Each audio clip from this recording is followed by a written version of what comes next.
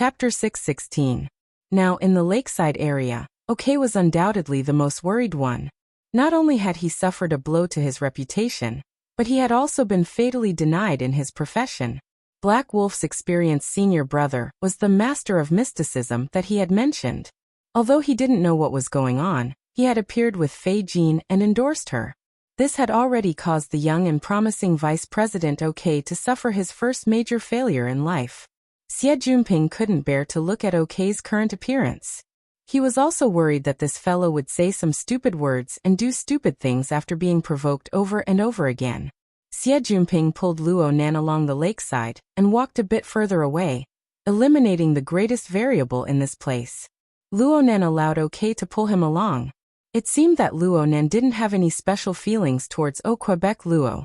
Nan felt that OK was a bit absent-minded. Luo Nan's gaze was cast towards the dark depths of the lake, but it was unfocused. Where did you and Ruewen go? Researching a difficult problem. Even electromagnetic waves can't penetrate it? Auntie Luo called me and Shuele. By the way, aren't you going to cultivate in seclusion alone? Only now did Luo Nan roll his eyes. I can't handle this by myself. Aren't you adjusting the exoskeleton? It looks good to me. Other than that, what else is there to do? At this time, Shuele and Ruewen also came over and stood together with them. Xie Junping was only able to clearly see what Ruewen was wearing when he got closer. Not to mention anything else, just those torn trousers and exposed snow-white leg muscles made him suck in a breath of cold air. He didn't dare to say anything else.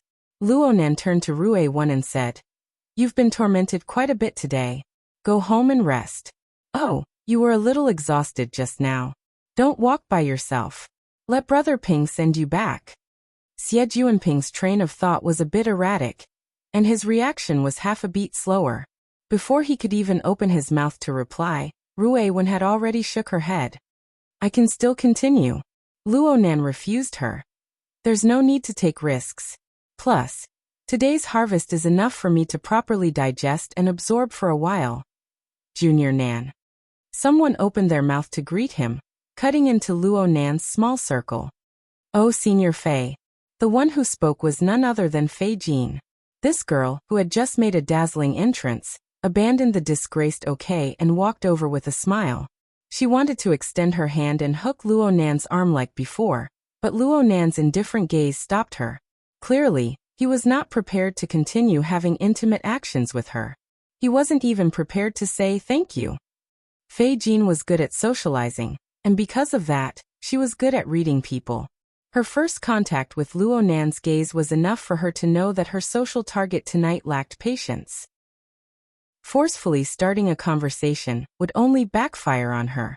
As for the matter of helping just now, there was no need to even mention it. Why would a top-notch genius of the inner world need someone else's help to stand up for him? Therefore, Fei Jin didn't have any thoughts of being arrogant. Her friendly approach didn't work, so she immediately lowered her posture even more. She put her palms together and carefully begged, "I might have been a little abrupt just now. It's not easy for me to meet you, so I have something that I would like to ask for your help with." She didn't even wait for Luo Nan to ask. She immediately spoke. "I hope to be able to cooperate with Junior in this activity." Activities? The first thing that came to Luo Nan's mind was the Mystic Arts-themed week event that would open next week. He had always had a dispensable attitude towards this. "Since it's a club activity, I'll definitely participate." "Junior brother, you've misunderstood. I meant the grand banquet party." Fei Jin's enunciation of the last few words was a bit indistinct, but at the same time, she raised her wrist. The virtual dial that seemed to interweave with garbled codes clearly indicated what she was referring to. Luo Nan frowned. Fei Jin put her palms together once more and made a small bow a few times. "Junior, this party is really important to me. The task of your male guests, interesting tattoos, focuses on quantity. But for us women, splendid communication focuses on quality. In that circle, you're the only one that I can find to collaborate with. You're the most outstanding one." A beautiful woman with an extraordinary appearance was cautiously begging for help. From a man's perspective, just the swelling feeling of satisfaction was already an enormous enjoyment. But Luo Nan's eyes didn't even blink. This continued until Fei Jin, who saw that the situation wasn't looking good, raised another condition. If Junior can help me out at the party, the votes that I can gather from the Mystic Arts Research Society will all belong to you, Junior. I don't dare say anything else, but at the very least, I can save you quite a bit of trouble. Luo Nan's eyebrows twitched. This is fine. Such a straightforward attitude caught Fei Jin off guard. She only came back to her senses after they added each other as friends. And by this time, Luo Nan had already directly said goodbye to her and invited her to leave. It was probably because Fei Jin rarely received this kind of treatment. It took a lot of effort for her to maintain her smile without fading. She just left in a bit of a hurry. Xie Junping watched from the side in a daze. Can these two be equal? That's not the point. Luo Nan didn't care whether Fei Jin had gone far or not. He minded his own thoughts and plans. There are too many things that need to be considered. I need to fix my sensing mode in the shortest amount of time possible. Whether it's the society or the feast, I need to save as much trouble as I can. It's better if I can push them off. Xie Junping didn't understand what fixing my sensing mode meant for a time, but he understood Luo Nan's perfunctory attitude towards Fei Jin. Then why did you agree? I didn't want to talk too much. Plus, she understands everything. Luo Nan's unspoken words were. Since Fei Jin had contact with the people of the inner world, she certainly understood Luo Nan's position. She should know what to do and what not to do in her heart. Xie Junping curled his lips. You've explained so much to me. Should I express my honor? Another person appeared on the stage just as Luo Nan finished speaking. It's a great honor to be able to meet Mr. Luo. This time it was Black Wolf Sr. This person's attitude was quite proper compared to Fei Jin. When he bowed in greeting, he had a tone that was neither servile nor overbearing. My name is Huanhua. I'm a wandering magician. Mr. Huanhua. Luo Nan maintained a basic level of respect towards his fellow practitioners of the inner world. Mr. Luo's hypotheses and reasoning regarding the mental world are too brilliant.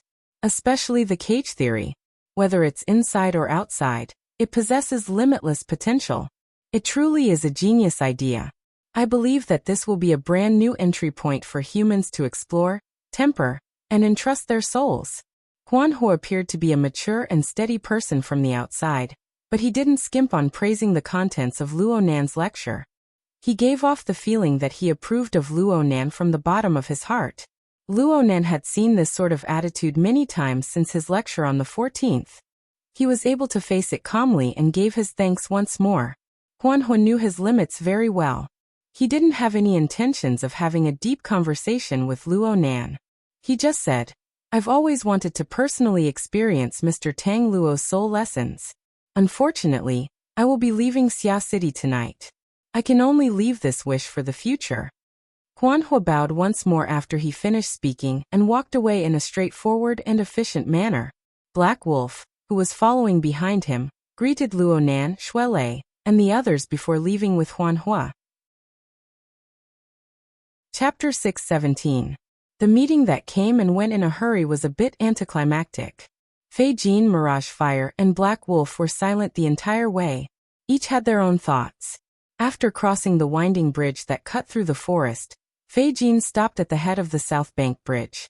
She said that she was waiting for a friend. Mirage Fire and Black Wolf tactfully said their goodbyes. After a courteous handover, they concluded the mission of Acumen College. The two prepared to walk through the entrance to the underground parking lot of the South Bank Auditorium. Because it was 8 or 9 o'clock in the evening on a weekend, there were not many people around. It was very quiet. Coupled with the outstanding perception of ability users, they could still hear Fei Jin's voice from dozens of meters away. It was different from the soft and low tone before, and it sounded a little sharp. This sort of thing is meaningless. Black Wolf turned his head to look. Under the illumination of the stone lanterns at the head of the bridge, he could see that Fei Jin was talking to someone through her wristband. The atmosphere was quite tense. He raised his eyebrows. TSK. It looks like this lady had a hard time restraining herself. Don't worry about other people's business. Mirage Fire didn't even turn his head. He just walked straight ahead. Black Wolf shrugged. I just find it strange. This mission is too simple. We are the consultants of the Starry Sky Club. How can we just say these few words from beginning to end? There's nothing for me to do. Maybe it's better to stay at the training center at night. Mirage Fire turned his head to look at him. Isn't dealing with Mr. Luo the most difficult thing in Xia City? If you aren't with us, who knows how much more effort it would take to get rid of this misunderstanding. Luonan. I heard from Yingying that he's usually a weak otaku, but he always overreacts to external stimuli. He's probably the type that doesn't understand the rules of doing things. He acts completely according to his own emotions. Mirage Fire lowered his head and laughed. Mr. Luo is a universally recognized master of perception. Do you think he can hear us across the river? Black Wolf grinned. He's not that petty. Though he said this, Black Wolf changed the subject. Senior, you're leaving tonight, right? I'll take you to the airport. I would have taken you even if you didn't mention it. At least help me return the rental car. Also, I'm not going to the airport. I'm going to the dock. The order has made some last-minute arrangements. They need me to go on a mission in the seas outside of Xia City. If things go smoothly, I might be able to make a detour to Ocean City and take a plane to the New World from there. Black Wolf replied with an "oh" and did not take it too seriously. Ability users like them would always have some strange things to do. Then I'll go with you to the dock and return your car to the car rental company.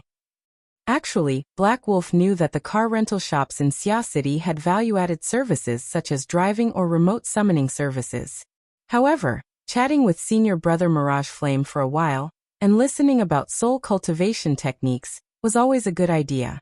The two of them found the flying car in the underground parking lot. This time, Black Wolf sat in the driver's seat. When the car followed the instructions and entered the exit lane, the wind whistled behind them, and a silver-gray supercar swept past them.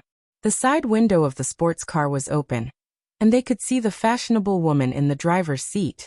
It was Fei Jin, who had just bid farewell to them not long ago. The air currents from the sports car blew her long, curly hair, making her look dazzling and charming. However, how annoyed was she that she had to drive so fast in the underground parking lot. I hope she won't give us a bad review when she gets back. Don't worry.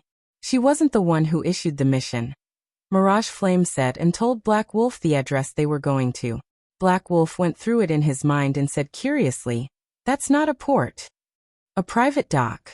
40 minutes later, Black Wolf drove the car into the private dock area that Mirage Flame spoke of. This was actually a seaside resort villa area. One could hear the sound of the tide rustling on the coast. The rhythm was distinct, and the place was gentle. In summer, this place would be a golden beach, a tourist attraction. Unfortunately, due to the season, the villa area appeared rather deserted. There were not many lights. Black Wolf drove the car into the villa area under Mirage Flame's guidance. The journey was smooth and unimpeded. It was clear that Mirage Flame had access to this place. This was very normal, but also a bit strange. Black Wolf looked to both sides. Where do I get on the boat? I didn't see where the dock was just now. Hey, look over there. Under the illumination of the car's headlights, the silver-gray streamlined body of the car was rather eye-catching. Black Wolf felt that this car was very familiar. He was a member of the Xia City branch operation team, so he had a very good memory. He looked at the license plate and concluded, "It's that Miss Fei. It's that Miss Fei who's been suppressed miserably. What a coincidence. Is she here to meet her lover?" "Don't worry about others." Mirage Flame signaled Black Wolf to stop the car. The two got off the car one after another. Then Mirage Flame pointed to the detached villa next to them. "This is it." Black Wolf laughed in spite of himself. "Senior, are you driving this house to the sea?" Mirage Flame responded seriously. "This is the ticket hall." Huh. Black Wolf didn't understand. He just followed Mirage Flame subconsciously. Mirage Flame was very familiar with this place. He also had the corresponding access. He crossed the front yard in 2 or 3 steps and opened the front door of the villa. The lights in the villa were always on. After the door opened, the gentle light seeped out from the room and elongated Mirage Flame's shadow. The shadow extended to Black Wolf's feet. "A secret base," Black Wolf mumbled. He already had a guess in his mind. Mirage Flame didn't go to the sea through proper channels. This was nothing. This was normal in the inner world. Black Wolf was even a bit happy. Being able to follow him here meant that in Mirage Flame's eyes, he already had the qualifications to enter the villa. He walked through the door, and before he could look at the decorations inside, Mirage Flame suddenly remembered something. I left my tool bag in the car. I'll go get it. Forget it. You don't know which one it is. Give me the key. Sit in the living room for a while. There should be fruits there. Mirage Flame took the key and walked back. Black Wolf shrugged. Only then did he see that the main hall of the villa was a hollow structure. The first and second floors were connected by a circular staircase. It was very spacious and spacious. It would be a pity if it was left empty. Huh? At this moment, Black Wolf suddenly heard a familiar voice. It was shouting in an intense tone. These tests are meaningless. There's no meaning in them at all. Don't you understand? I'm not his type. His attitude is just perfunctory. Black Wolf was stunned. Then a low and pleasant female voice rang out. Of course there is meaning in the tests. The importance that person places on gear, and the withered tree sandbar, are all points that can be used. Furthermore, you have a nominal connection with him. So you know it's nominal? I'm sorry, but I can't carry that name. At the same time, I have my reservations about your recent work arrangements. I will report this to the relevant authorities.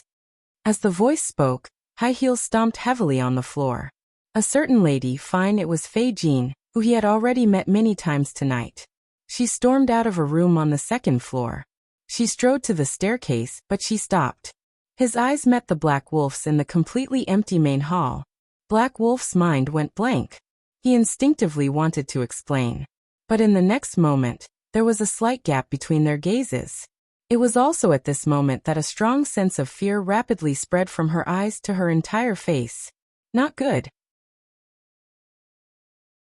Chapter 6:18. At the staircase on the second floor, Fei Jean had witnessed a creepy and cruel sneak attack scene from beginning to end. Moreover, the two main characters in this scene had only parted ways with her less than an hour ago. She watched as the middle-aged man named Huanho pretended to leave and then return. He approached Heilang's back like a ghost and locked his throat. Fei Jean felt that she was experiencing a nightmare herself. Half a second later, Huanho raised his head. His gaze was calm, but it was clearly filled with the coldest elements. Under his gaze, Fei Jin's throat seemed to be strangled by an invisible hand. She could not make a sound. Only fear and instinct drove her to turn around and flee in the direction from which she had come.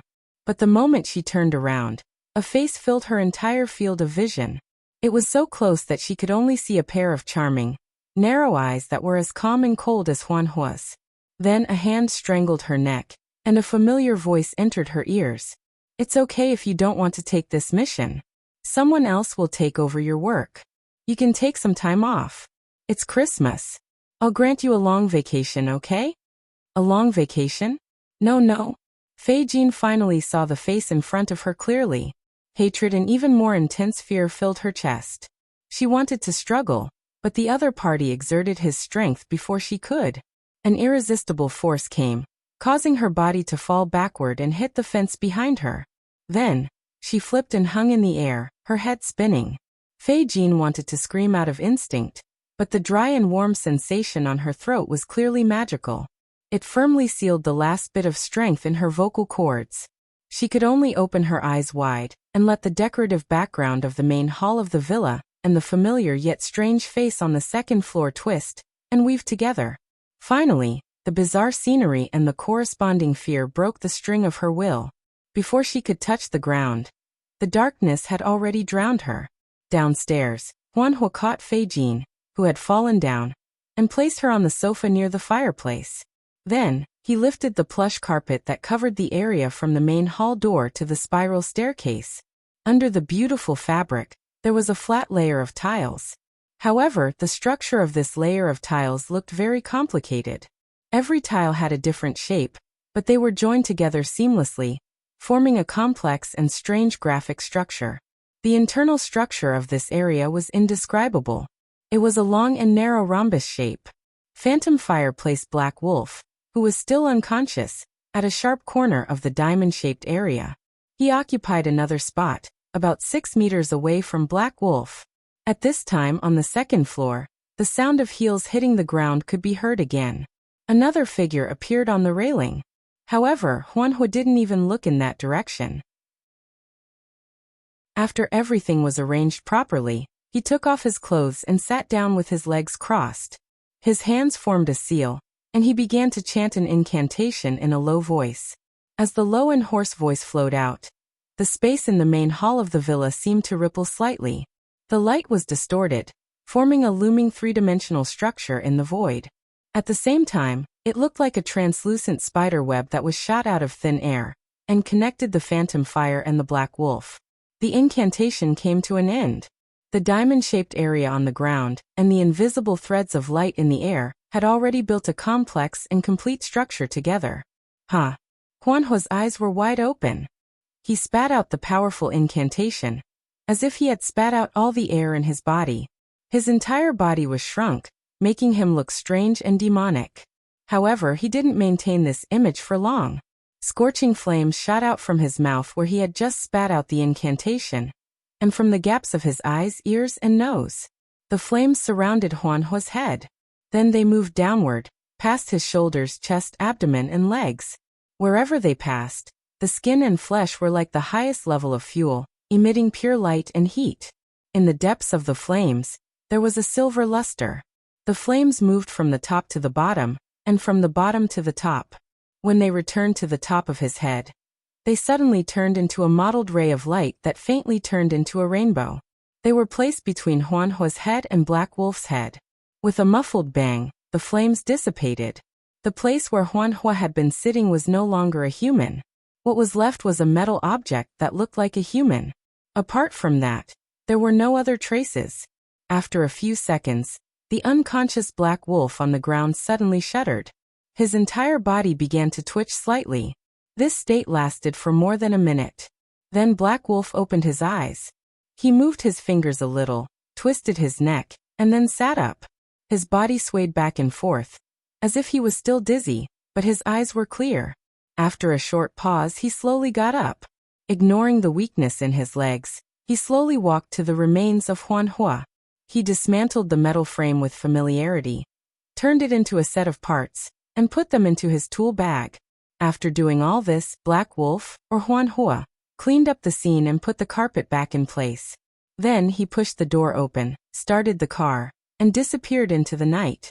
From the beginning to the end, he didn't care about Fei Jin, who was by the fireplace. It was as if this was the entire mission.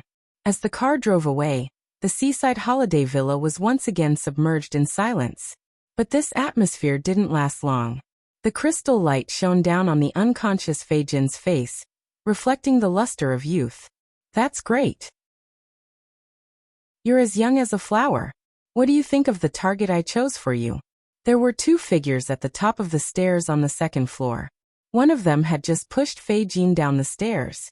She leaned against the fence, her camel-colored long windbreaker open, revealing a snow-white shirt and dark pants. Her short hair was thin, making her look bright and crisp. But her voluptuous body curves, as well as the 12-centimeter stilettos on her feet, still highlighted a strong feminine quality. Beside her, Inlo wore a very ordinary professional suit. Although her looks, figure, and youthfulness were superior, she still couldn't compare to this person's carefree and easygoing nature. The Blood Flame Order was currently facing a grim situation. Including this person's attitude and behavior, made it impossible for her to be casual. So Inla glared at him sternly. Multifaceted. What do you mean? Multifaceted smiled in response. As you requested, I'm fighting for a chance to get close to Mr. Luo. Don't increase your physical body unless necessary. I thought this kind of simple logic didn't need to be emphasized. Then why did you go through me? Through the manager of the Starry Sky Club. A person with extremely complicated social connections? When Multifaceted, or rather Sun Jiai, appeared in this villa, she was no longer the manager of the leisure club, but a well-known broker who roamed the various forces in the inner world. Aside from attentive service, she also had her own way of doing things when dealing with clients. You must know that the current Xia City branch is still in a loose on the outside but tight on the inside. Any ability user who can interact with a target for a long period of time is the result of going through a sieve several times. So, I believe that the true don't increase your physical body is to borrow the help of relevant personnel who have previously made contact with you. Chapter 619. Sun Jiaoyi pointed at Fei Jin by the fireplace.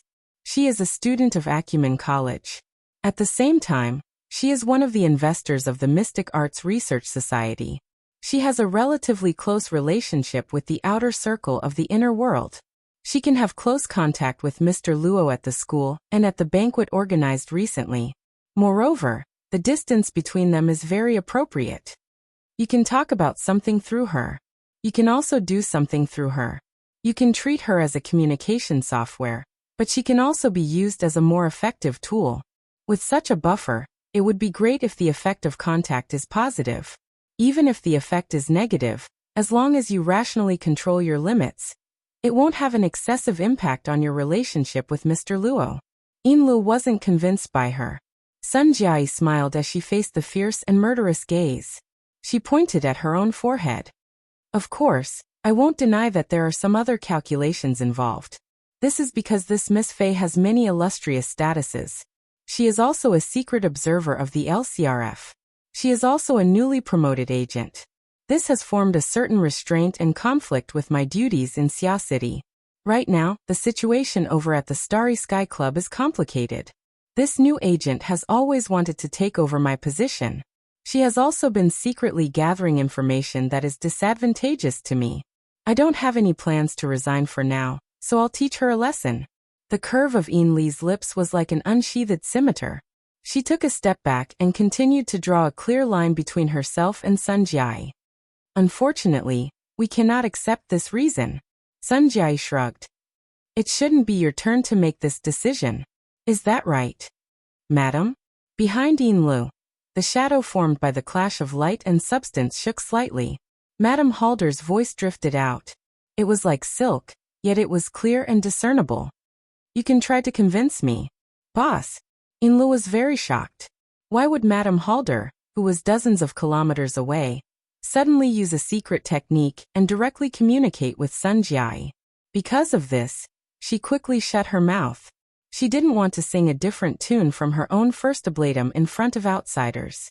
The situation of the communication within the empty villa changed. Sun Jiayi stood up straight for the first time. She gave a slight bow towards Yin Lu. Actually, she was giving a polite and appropriate greeting to Madame Halder's divine sense in the shadow behind Yin Lu. I would be happy to expand on my ideas and advance my work. Do not increase the physical unless necessary. Humans tend to interpret and drive the world in a more efficient manner, but in fact, the scope of our willful use of this mode is very small, and only exists in a narrow area of our control. Like now. Speaking up to this point, she suddenly changed the topic. Mr. Luo is under the protection of the Xia City branch. He is in close contact with Mr. Luo. He is under the protection of layers upon layers of the Xia City branch. Recently, there were very few people who made such a high technical request, and the reward was sufficiently generous. That's why I'm giving you a corresponding value-added service for free. The soul transfer array here will allow you to save more effort and be more discreet. Out of professional consideration, I must mention the sponsor of the product, a secret organization that has been quite active recently, the Soul Cult. Soul Cult? Yin Lu repeated subconsciously. Sun Jiayi smiled. Yes, the Soul Cult. If you are willing or must use this product, I can give a further explanation. In the shadows, Lady Halder said coldly. No, there is no need. I just need a reason to continue our partnership. I'm a broker. I don't presume any standpoint, and I possess sufficient professional ethics. That's enough. Sun Jiayi spread her hands. She seemed innocent and free and at ease, but she could only shrug when faced with the gaze of disregard. Fine. Sometimes, I tend to make my work simple. I combine and reorganize matters that are related to secrets, and I advance them as a whole. Just like tonight. You wish to obtain an opportunity to make contact with Mr. Luo. The Soul Cult requests an opportunity to infiltrate the Xia City branch. At the same time, the Soul Cult is very interested in making contact with you. They even have plans and needs that are further advanced. I use the physical of an event to coordinate and combine these three matters to achieve the greatest efficiency. I believe that this is a true example of do not increase the physical unless necessary. Is that so? In the shadows, Lady Halder's thoughts turned bone-piercingly cold. You attempted to direct our actions and directly exposed our secret intentions. Is this what you call professional ethics? Inla didn't say a word as she acted as a long-distance carrier. Dark red flowing light shuttled and interweaved within her pupils. Her aura was abnormally withdrawn. She had already completed her preparations to attack at any moment. I believe that this is the foundation of our many years of cooperation. It's the second value-added service that I'll give you for free. Madam, you actually don't know that the Soul Cult has their eyes on you? Flames swirled within Inli's eyes, but her feet didn't move an inch. Perhaps her thoughts were the same. Sun Jiaoyi continued to speak. Perhaps the Soul Cult feels embarrassed about this situation, so they asked me to bring you a message. Right now, the Blood Flame Order isn't having an easy time. Perhaps it's time for them to look for allies, external aid, or even to find someone to rely on. You're multifaceted. Inlu subconsciously rebuked. Sun Jiaoyi took a step back. Her smile remained. I'm just a broker. I'm just a messenger. Aside from that, I have no other standpoint. Madam, if you consider their suggestions, or if you simply need more information regarding the Soul Cult, you can find me. The method of contact remains the same, and the price can be discounted. As she spoke, Sun Jiaoyi leisurely walked down the stairs. When she reached the bottom, she turned back. Although there's no conclusive evidence based on our current analysis, it's very likely that Mr. Luo has the ability to sense things in a large area. Even though this place is still considered far from his current location, I still suggest that we don't cause too much of a commotion. The Soul Transfer Array is a good choice, but if Madam insists, the Blood Flame Order's secret technique shouldn't be a problem. Oh, that's right. Before Fei Jin fainted, she had already accumulated enough fear. It's a good prerequisite for the execution of your esteemed order's secret technique. For this reason, I even self-destructed. This is also the third value-added service that I'm giving you for free. I hope Madam will remember it. After saying these words, Sun Jiaoyi left the villa. She left a large amount of doubts and strange elements behind, allowing them to fully ferment and constantly change into new components. A few seconds later, Madame Halder's thoughts manifested. Inlo. Boss. Secret orders aren't just any random person. Yes, boss. The establishment of every order is supported by at least one extraordinary, or an existence close to one. Yes. Otherwise, the order would have no foundation in the Abyss District. Chapter 620. Sister over here. Tianqi stood up and greeted Tianxi from a corner of the bar. Tianxi also saw her cousin. She carefully bypassed the bustling stream of people and walked over. I haven't seen your shadow for almost a month. Are you also in seclusion? Tianqi pulled out the chair where his jacket was placed and invited his cousin to take a seat. He complained incessantly, but the target of his attack was quite subtle. Tianxi laughed. Before she could speak, Tianqi had already noticed the relaxed and joyful expression on her face. He lightly slapped the table. It looks like there are no problems on Grandma Pan's side. Yes, I've received the official notice. Although there's still half a year before school officially starts, I'll be following the project starting next month. Congratulations, congratulations. Grandma Pan's graduate student quota is enough to make people fight over it every year. I can only say that I was lucky. Tianxi didn't want to talk about this topic. She called over the waitress dressed as a witch. A cup of mocha, thank you. The waitress recognized Tianxi. She apologized softly, Senior Sister Tian, the coffee is sold out. Then a cup of hot cocoa. The waitress accepted the order and left. Tianqi rushed to claim credit. See, it wasn't easy for me to save you a seat. Tianxi's gaze swept across the corner of the bar. This was the public activity area located on the second floor of Northern Rock Gear. It was close to the sandbar waterway and faced the scenery at the bottom of the lake. It was originally a good place to cultivate the body and mind, but the surging stream of people made it seem more like a popular tourist spot. Your society's theme week is pretty good. You know, it's not purely based on the theme week. Right now, this place is almost bursting with people. I really miss the days when it was just Luo Nan and the others, even though I didn't come here many times. Tianqi sighed. He consciously lowered his voice. Sister, did you come here to find Luo Nan? It's not easy to see him right now. I made an appointment.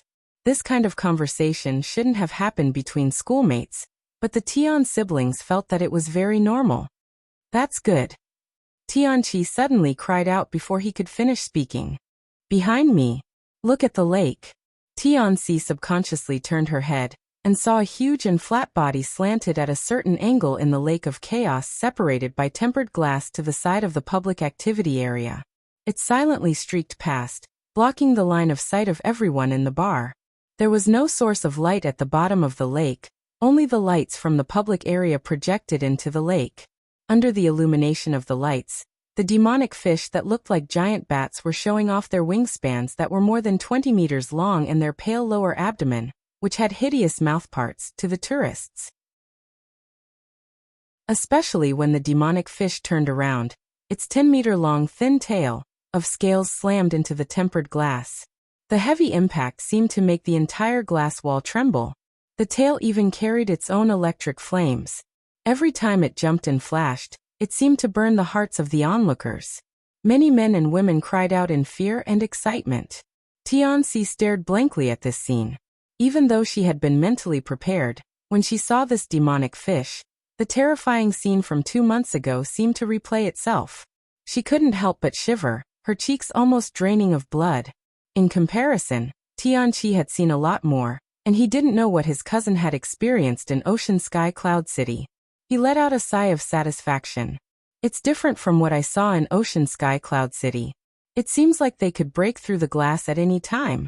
Actually, I don't think any theme week can compare to this thing going around in a circle. Sis, are you okay? Tianqi seemed to wake up from a dream, but it wasn't good to turn her head and let her cousin see her current expression. She could only speak randomly. This stingray is the one from Ocean Sky Cloud City. Yes, that's the one. It's grown quite a bit. Who says it isn't? I heard that its wingspan has grown by nearly a third since it was first captured, and its growth has been concentrated in the past 2 months. It must have eaten and drunk well in Ocean Sky Cloud City and fattened up. The stingray swaggered around behind the tempered glass for a while, then turned and entered the depths of the lake where people couldn't see. It left the ground full of exclamations of admiration. However, no one here knew that among them, there was someone who had previously come into close contact with this aberration. The kind that was almost eaten. Tianqi turned around and subconsciously picked up the hot drink on the table. Only then did she realize that her hands had become cold, and her legs were even trembling. But at the same time, her heart was boiling hot, and then a vermilion blush stained her face. This was also a mixture of fear and excitement. Her mood wasn't much different from the others present, but it was more deeply colored by memories, or perhaps it was sublimated by expectations. Last time in Ocean Sky Cloud City, this ferocious monster had used its long electric tail to wrap around her legs, and it could tear her to pieces in the next second. But it was also from that incident that she truly glimpsed the scene behind the scenes of today's world, and touched upon a magical corner of the inner world. She took small sips of the hot cocoa to calm herself down, then asked, "This mutant should be very dangerous. Why did it move here?" It said that the family that left the stingray in Ocean Sky Cloud City couldn't afford the rental and feeding fees, so they sold this thing at a high price. The buyer was someone in our society, but no one knew that this person was willful enough to directly move this monster here as an ornamental fish. You don't know, what? Nothing. I'm just a little curious as to who would spend so much money to open up their connections and place a mutant in the jungle of the North Bank. Professor Wu and the others can't bear to see this happen. You're talking about Professor Pan's husband, right? He's probably going to go mad with anger. Apparently, he took advantage of Professor Pan's trip to act first and report later. It's hard to say whether or not he'll be able to stay here for a long time. Tianqi was quite open-minded. I think it's most likely temporary. It just so happens that the theme week needs a gimmick. Speaking of which, Vice President O's Elusis apparatus replay program has already collapsed. I heard that Luo Nan was the one who stopped it. Now that the stingray is here, no one would have the guts to run to the lake and cause a ruckus. From this point of view, you understand. Yeah, we all understand. Her slender fingers were placed lightly on Tianqi's shoulder. They were like jade tubes, yet they carried the pressure of a steel pipe. Tianqi jumped in fright. He reflexively wanted to get up, but he was pressed down to the point where he couldn't move. Tianqi stood up and greeted the mature and sexy woman behind Tianqi. Hello, Ms. Cat Eyes. You're welcome. I'm just an errand boy. I'm in charge of delivering and receiving messages. Cat Eyes very naturally pulled Tianqi out of his seat. She used this willful manipulation method to indicate to the young man to go do what he needed to do. Tianqi more or less had some understanding of this woman. He didn't say much. He winked at Tianqi, shrunk into the back of the crowd and soon disappeared. Cat Eyes was the famous queen of nightclubs in Xia City. She really liked to join in on the fun, but she hated the bustling environment of gear because it brought her unnecessary workload. So she made a long story short. Luo Nan, Gao Meng and Paper Cut. Oh, you know the one in the back. They're discussing some technical issues and forgot about the time. If you're willing to wait, I can take you to the 6th floor to rest. Actually, I just want to help an elder send an invitation. Elder? It's my instructor, Professor Pan One. I know. Luo Nan's mother's instructor, right? From now on, you'll be his teacher's aunt. That's not necessary. Tianqi was still a bit reserved when facing Cat Eyes. She wasn't used to chatting and joking with her. Okay, I understand. Come with me. Won't I disturb him? Tianqi was still a bit worried. You've already agreed to wait. What's there to disturb? Cat Eyes smiled and stood up. She led Tianqi around the stream of people and slowly walked down the fire escape passageway. She casually explained, right now there are too many idle people waiting. For the sake of tranquility, the 5th, 6th, and 7th floors have been sealed off from the outside world. It's not too convenient to go in and out. It's not good to have an elevator or something like that. We'll go down the stairs. There'll be a clearance check to get to the 5th floor. It'll be a bit troublesome. You should be prepared. Tianqi grunted in response and subconsciously sucked in a breath. She didn't feel that it would be troublesome.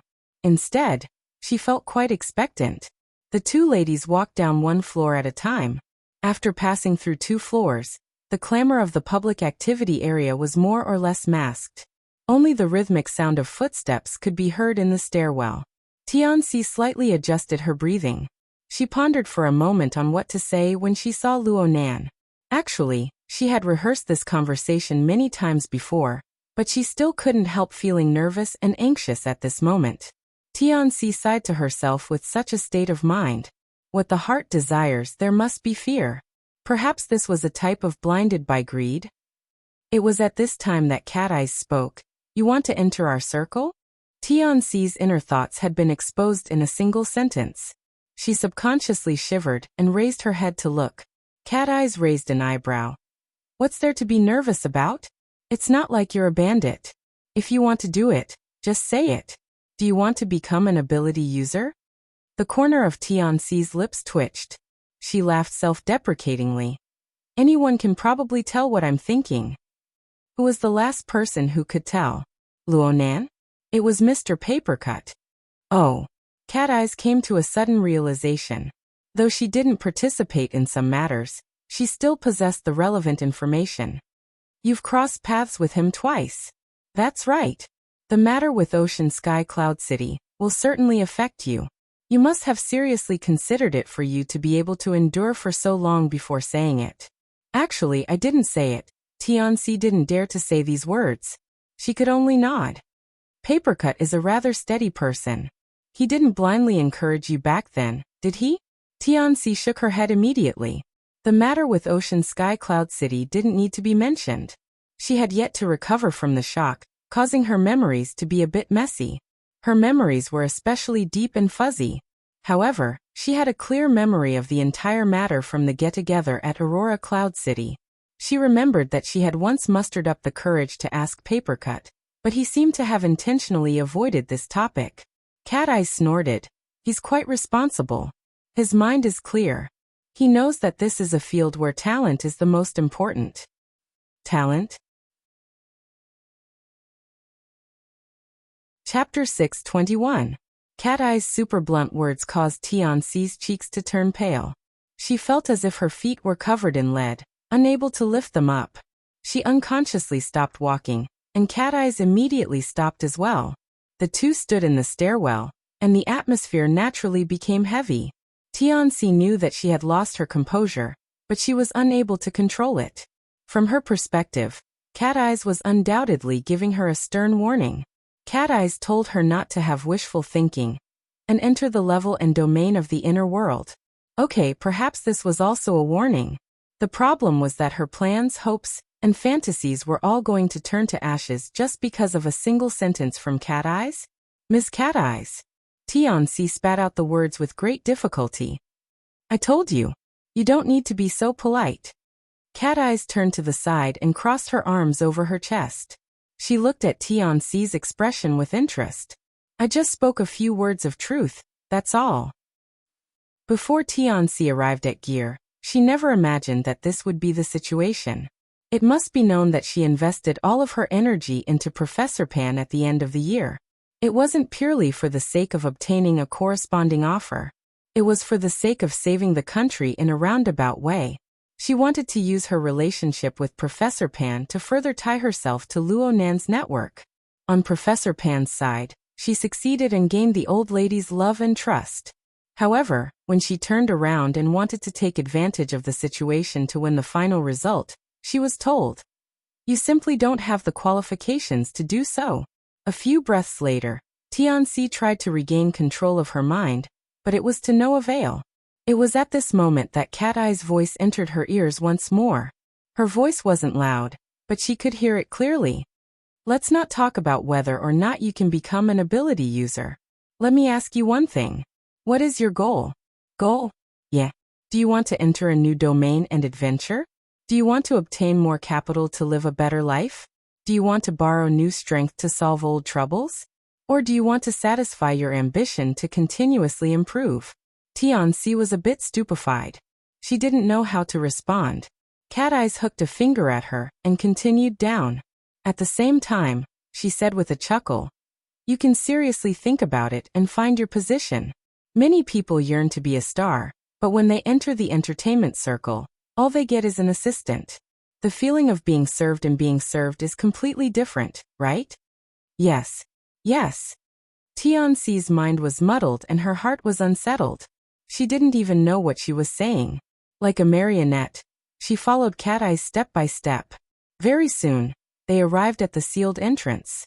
Cat Eyes examined Tianxi's authority step by step and made a record. Then she brought Tianxi into the forbidden zone that had been sealed off for almost a week. The voice of the artificial intelligence sobered Tianxi up a little. She suddenly discovered that Cat Eyes' words were extremely odd. Her heart skipped a beat, and certain words blurted out from her mouth. As long as you have a clear location, you can also serve people. Hee, say that to someone else. This time, Cat Eyes did not even turn her head. She only waved her hand. There's no need to tell me too much. I'm not your life coach. It's just that in the past few years, I've seen a lot of people in and out of the industry, especially the mentality of a bunch of people in the periphery, so I decided to chat with them and watch the show. Tianxi opened her mouth, but was unable to continue the conversation. However, she was able to confirm Cat Eye's playful attitude, but she couldn't bring herself to be angry at all. On the contrary, the hope that had already been extinguished sprouted from the ashes, growing and spreading. We're here. This place is quite spacious. A lot of equipment hasn't been shipped in yet. There's no reception room or anything like that. I'll just lead you to the end. In any case, they should be done chatting soon. As she spoke, Cat Eyes had already brought Tianxi to the underground 7th floor of gear. There was practically no difference in the layout of this place from a few days ago. There was a large expanse of spacious area, and only the innermost corner had the corresponding experimental equipment set up. Tianxi saw Luonan and the other two sitting on the ground in a very casual manner in the innermost side of the experimental area. Their hands seemed to be fiddling with stacks of paper drafts and the like. The color of the paper was clearly yellow. It was quite peculiar. Cat Eyes stopped 20 meters away from the three. Let's wait here. If you're tired, you can do the same as them. No need. Tianxi shook her head. Her gaze wavered a bit. It would fall on Luonan for a moment, and then it would turn back to Cat Eyes for a moment. As for her state of mind and thoughts, they only became more turbulent. Cat Eyes suddenly turned her head. She gave a smile that was not a smile. Actually, I wouldn't have said these words to you 2 weeks ago. Then. After all, the situation is different now. Look at that person. Oh, Mr. Papercut? Tianxi followed the direction of Cat Eyes' finger and locked onto the target, but she still did not understand the deep meaning behind it. 2 weeks ago, I saw this person. He was probably destined to be a support for his entire life. He couldn't deal damage. He couldn't support the overall situation. It would be hard for him to raise his cultivation and status. This is the result of the limitations of his talent. But now things are a bit different. Cat Eyes really dared to speak without the slightest scruple. At this time, Papercut was completely engrossed in conversing with Luonan. He would wave his hand and gesture from time to time.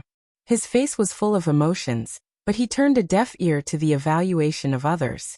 Tianxi did not know what Papercut and Luonan were talking about, but she saw Luonan scratching his ears and cheeks. Luonan was so happy that he couldn't contain himself. Tianxi knew that it was certainly an extremely positive matter. Tianxi naturally had a simple inference when she combined what Cat Eyes had said before. Could it be that what Luonan was talking about right now was a method that could cross the barrier of talent? Tianxi's heart thumped loudly, and she unconsciously took a step forward. She managed to control herself with great difficulty, but she still pricked up her ears and did her best to catch the bits and pieces of conversation that flowed over. The problem was that she had no foundation in the domain of ability users, let alone Luonan and the other two being far away. Even if Luonan and the other two were close at hand, it would be impossible for her to understand what Luonan was saying. In a corner of the laboratory, Gao Meng, a B-rank ability user, had long since noticed Cat Eyes and Tianxi coming over. He shot a glance over and chuckled at Luonan. You have an appointment with a beautiful woman? Private business, Luonan responded, but he realized that he had gone off topic. Before Luonan could explain, Papercut, who was sitting cross-legged and grimacing at the paper talismans scattered on the ground, raised his head in a daze. Is there a problem? Luonan and Gao Ming shook their heads together. Now that we've reached this step, it's basically quite appropriate. Gao Ming snapped his fingers, and a paper talisman on the ground quietly floated into the air. It spontaneously combusted without fire. The flame was like the finger of a god. It danced a few times, and in the blink of an eye, the paper talisman was sculpted and twisted into the shape of a ring within the light of the flames. The ring's diameter was slightly thicker than Gao Meng's wrist. It floated down like a feather, and was caught by Gao Meng's hand. Tianxi was stupefied from watching, but Papercut was eager to get into action. Let's try again? Who wants to try? Luonan simply responded. Don't bother two masters for the same thing. Chapter 622. After 1,000th of a second, Gao Meng's consciousness cut into the incorporeal and majestic fortress in the depths of the storm. The energy storm surged ceaselessly in the outside world. There seemed to be a path of wind, but there seemed to be no pattern to speak of. There was only pure destructive power wreaking havoc. Any ability user who could enter the abyssal region had to resist and contend against this destructive attack before they could make a move. But ever since the space fortress was erected, the configuration built by the combined efforts of over 1,000 people grew from nothing. It grew stronger bit by bit. using a steady and conservative method to gradually expand its domain and deepen its imprint. This was a continuous process. In the overall design of the Ring of Blood Intent, a seed, a tender sprout, grew and catalyzed step by step, gradually becoming a towering tree that could resist the destructive storm. Just this alone made the Ring of Blood Intent, which Luo Nan promoted, ranked among the greatest inventions of the inner world. Gao Meng did not need to borrow external force to mentally wander in the center of the abyssal region. But how could a short period of time, measured in seconds, compare to the stability and safety of the fortress? The space fortress constructed by the Ring of Blood Intent was already the top choice of the ability users of Xia City. Even if they had nothing to do here, it was good to be able to admire the scenery of the abyssal region and watch the gods fight. Whether it was Gao Meng or the other ability users of Xia City, they were all having fun in this space fortress. But who would have thought that its inventor was no longer satisfied with his current achievements? He was currently attempting to make changes to it with a high degree of passion and urgency. The telepathic guidance is very clear. It still maintains its independence. It doesn't affect others. Gao Meng lightly scratched the thin talisman paper outside his bracelet. He felt the special ink fuse with the paper. It naturally guided the interference power to transform into an even finer and more exquisite power structure. It was just as Luo Nan said. Don't bother two masters for one thing. As the representative of the ancient talisman school of the inner world, he was already familiar with the entire process of using talismans. No one was more proficient in this path than he was. Although Papercut was an expert in this field, there was still an insurmountable gap in his cultivation realm. Look at the main point. Cat Eyes lowered her voice to an extremely low level. She hinted to Tianxi. That fake Taoist priest is a fierce person in our area. He sells talisman paper every day. But now he's like an obedient student in front of Luo Nan. What does this mean? Tianxi said. She didn't know how to respond. In the end, it was Cat Eyes who broke through the paper window. This shows that the one surnamed Luo has a thick thigh that everyone wants to hug. The weak wanted to break through, and the strong wanted to become stronger. In this way, who can be more popular than the one surnamed Luo? Oh yes. The problem is, look at his thin arms and legs. How much volume can he have if he cuts off his entire thigh? Xia City, no, the people of the inner world will all want to get close to you. When the time comes, will they even give you a strand of leg hair? At this time, if Tianxi still couldn't understand Cat Eye's meaning, then her 10 years of schooling would have been wasted. She followed up on Cat Eye's words. What should I do? Risk. Even under the dark eyeshadow, Cat Eyes still emitted a sharp light that streaked across the tip of Tianxi's heart. Taking a huge risk to do something that even we ability users can't do. Tianxi really didn't understand. At this time, Gao Meng continued to describe the feeling after using the talisman paper. The internal molding is basically complete, and there is no interference. However, interference power isn't enough. We still need to cooperate to complete it. Someone come help out. I'll do it. I'll do it. Papercut had already burned the talisman paper, forming a paper circle and pasting it together. Right now, he just needed to send his telepathic thoughts into it and jump into the abyss. He went with Gao Meng to forge a brand new function for the fort. But soon Gao Meng shouted, "Two people aren't enough. Cat Eyes, you go." Luo Nan's situation was special. Adding him would cause a deviation, so he immediately called out, "Who else is up there? Call them over. Follow Papercut's procedure. Once you get to the fort, just listen to Gao Meng's directions." Cat Eyes made an okay gesture and immediately contacted the personnel in charge of security. She gave clear instructions and walked forward. Her telepathic thoughts chased after Gao Meng and Papercut. Tianxi became a superfluous person in an instant. She didn't know what she should do. Especially half a minute later, a few ability users walked in with large strides. Everyone had their own duties. They were busy but not messy, making Tianxi look like a steak. There's probably no place for non-specialists in his field. Tianxi's mind was a jumble of thoughts. She was at a complete loss. A figure walked in front of her at this time. Senior Sister Tian. Ah, Senior Luo. Junior Luo. Tianxi didn't know how to address him, but it looked like Luo Nen didn't care too much. The smile on his face was the same as always. He wasn't that close, but he was very polite. Senior sister, sorry to trouble you to make another trip. No, it's nothing. Tianxi didn't know why, but her heart tightened as she watched Luo Nen approach. Her many years of experience and quick-wittedness were useless. She subconsciously asked, Junior, what are you guys doing? Luo Nen didn't mind. He answered her question. I want to add a cheat to the Ring of Bloodwill. I want to put the results of my recent studies into practice. The Ring of Bloodwill? Tianxi obviously didn't understand. She could only do her best to reveal a smile. It sounds like a marvelous technique. Oh, it's quite simple. Luo Nen wouldn't say much to a layman like Tianxi. He was just about to change the topic when Cat Eyes just so happened to exit the fortress from behind. She stretched her back.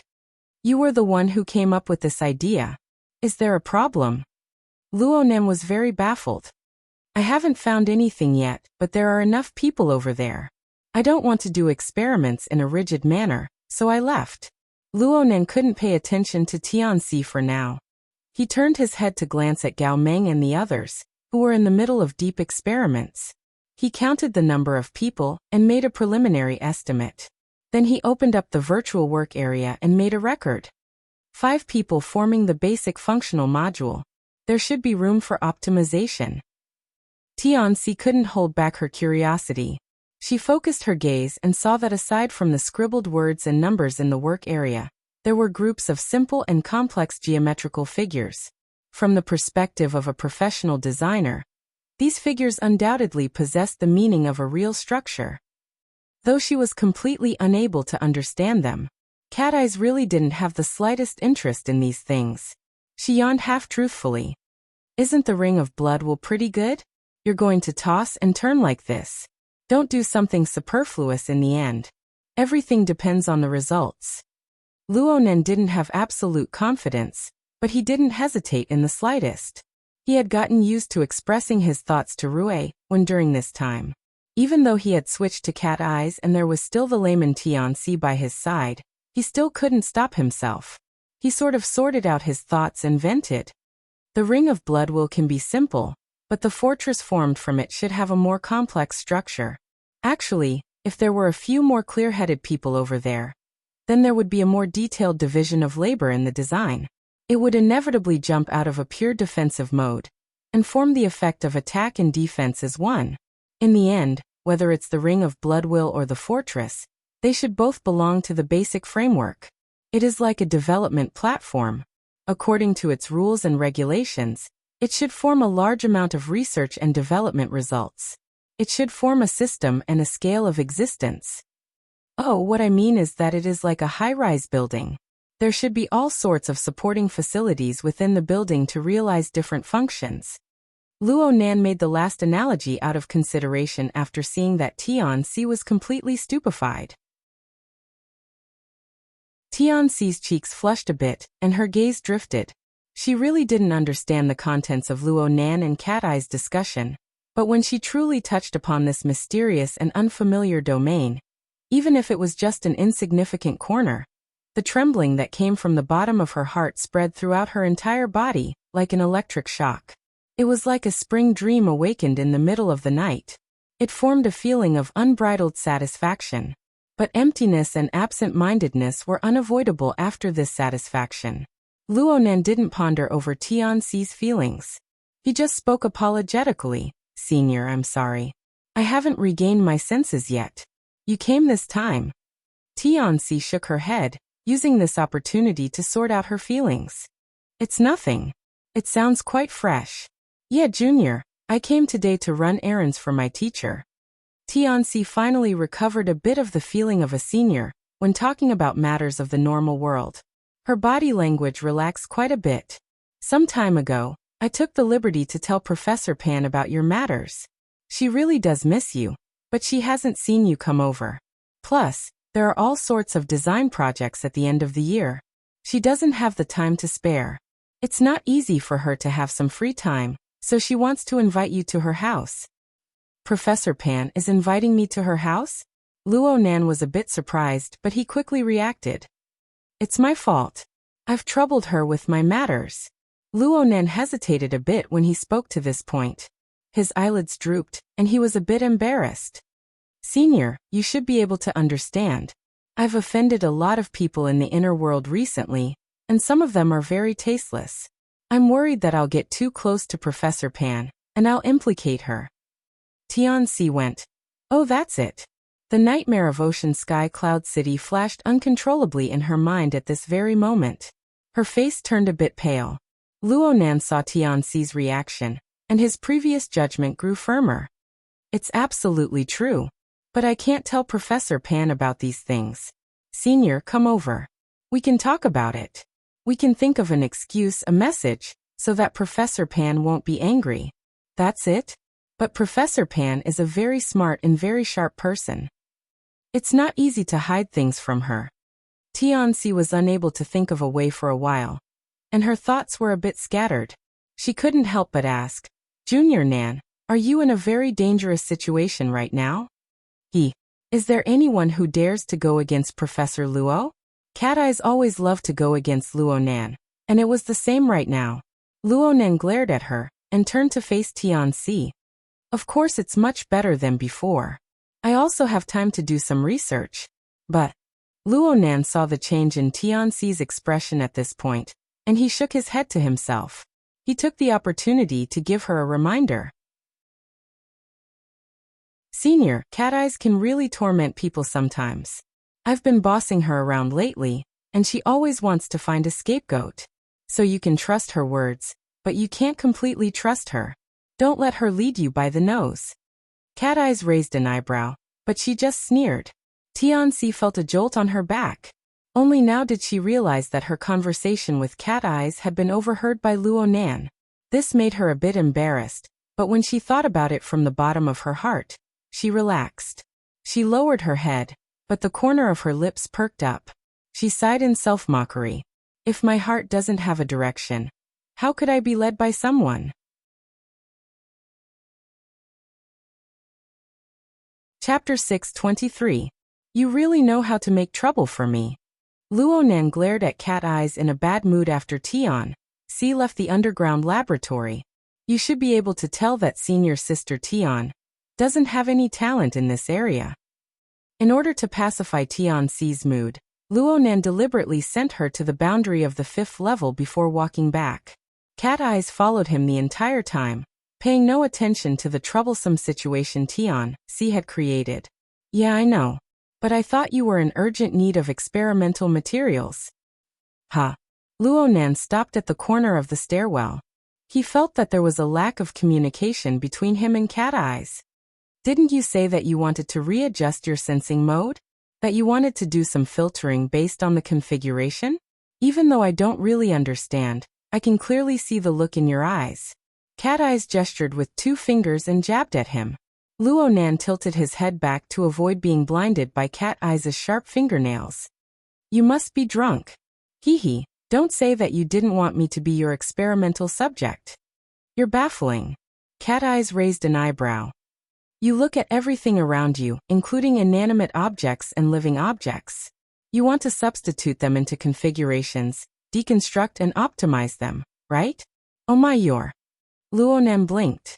He swallowed back the words roundworm in your stomach, and so on. However, his expression revealed his true intentions. Do you really think everyone is blind? Cat Eyes sneered and crooked her finger at him. Let me borrow the work area. What? The work area of your drawing software. Luo Nan didn't understand what Cat Eyes meant, but he did as she said and opened up the interface of the work area. Since he had been conducting a simulation calculation of the external configuration of the blood intent ring not too long ago, the interface stopped at that moment. Cat Eyes didn't want to see this. She bluntly operated in Luo Nan's stead, saving and exiting. She flipped back to the starting interface of the previous level. Right now, a simple logo appeared before the eyes of the two. It could be considered a simple drawing of the structure of the blood intent ring, but it was separated out to highlight the wedge-shaped section inside. There was also a line of words below. The content was very simple. It was written by Luonan. Without a configuration, there was no way to stand. Cat Eyes chuckled. What a famous saying. Look at this sentence. You want to use configuration to explain everything, deconstruction and reconstruction, right? Luonan coughed. This was the inspiration he obtained from ancient texts. The original words were, if you don't learn poetry, you won't be able to speak. If you don't learn etiquette, you won't be able to stand. This was what Confucius taught his son. He had specially created this interface as a form of motivation for himself. Cat Eyes was quite thoughtful, but her imagination was a bit too big. Don't look at me like that. I'm flustered. Cat Eyes waved her hand. Do you know how much trash we've cleared for you over the past 2 days? Trash. Those tables, chairs, cupboards, and so on that you asked for. Now the 5th floor is almost full. Do you want to go and admire the current state of the experimental subjects? It's pure corruption. Luonan tried to explain. I want to understand the spatial concept of configuration through these simple pieces of furniture. After all, the configuration is intuitive, and the space we're in is too empty. If we want to switch, we need to start from the basics. Cat Eyes raised her hands in surrender. Please spare me. It's fine if you go crazy by yourself. Don't drag me into this. You're the one who's going crazy. Luonan cursed silently, but it looked like Cat Eye's temper was greater than his. I just want to say that if you want to be a Frankenstein, you can just say it.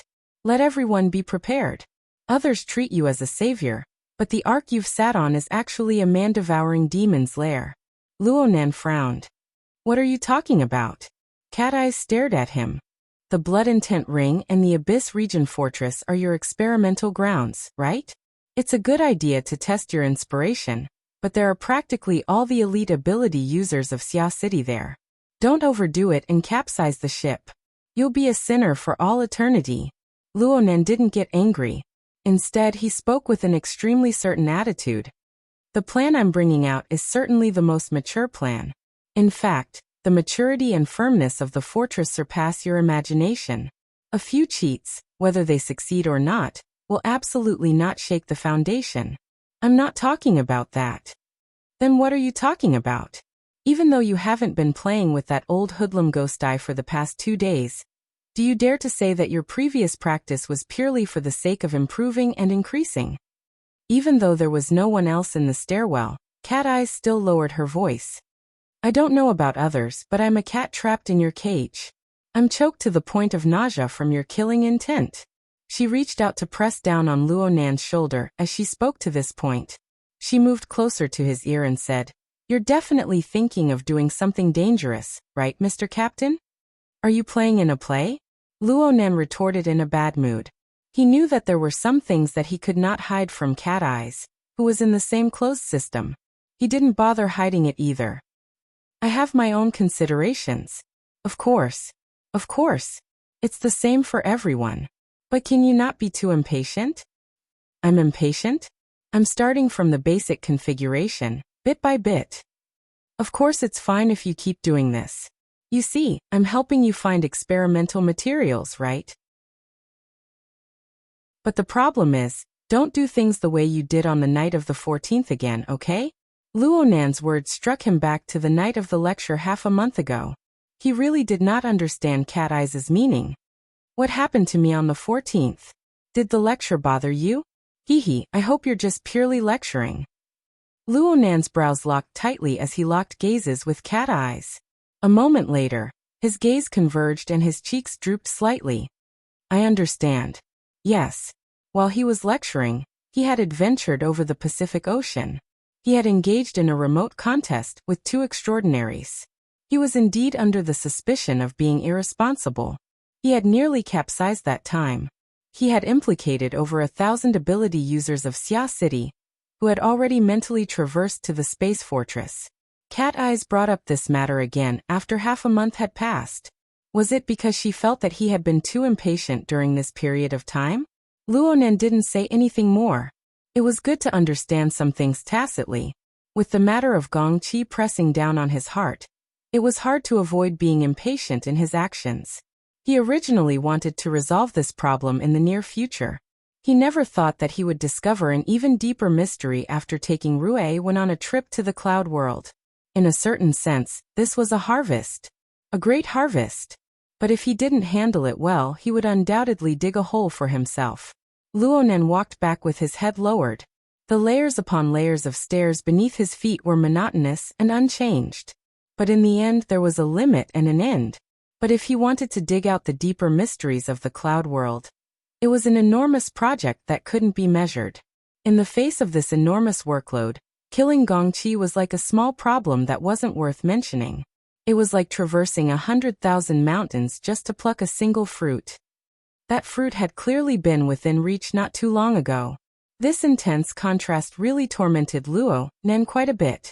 Right now, he would silently recite the word patience several dozen times every morning. Only then would he be able to concentrate his energy and throw himself into the research work of basic configurations. Why did he create his own famous aphorism? This sort of hipster behavior forcefully encouraged himself from the ruins of his anxious and frustrated mental state. Cat Eye's low voice continued to transmit over. There are some things that can't be done in a short amount of time. It's not bad to put them aside for now. Luonen let out a ha. He didn't respond. Cat Eyes continued to speak. Though I don't want to mention it, you are indeed in the position of leader right now. It doesn't matter if they are attracted to you, or if they are imprisoned.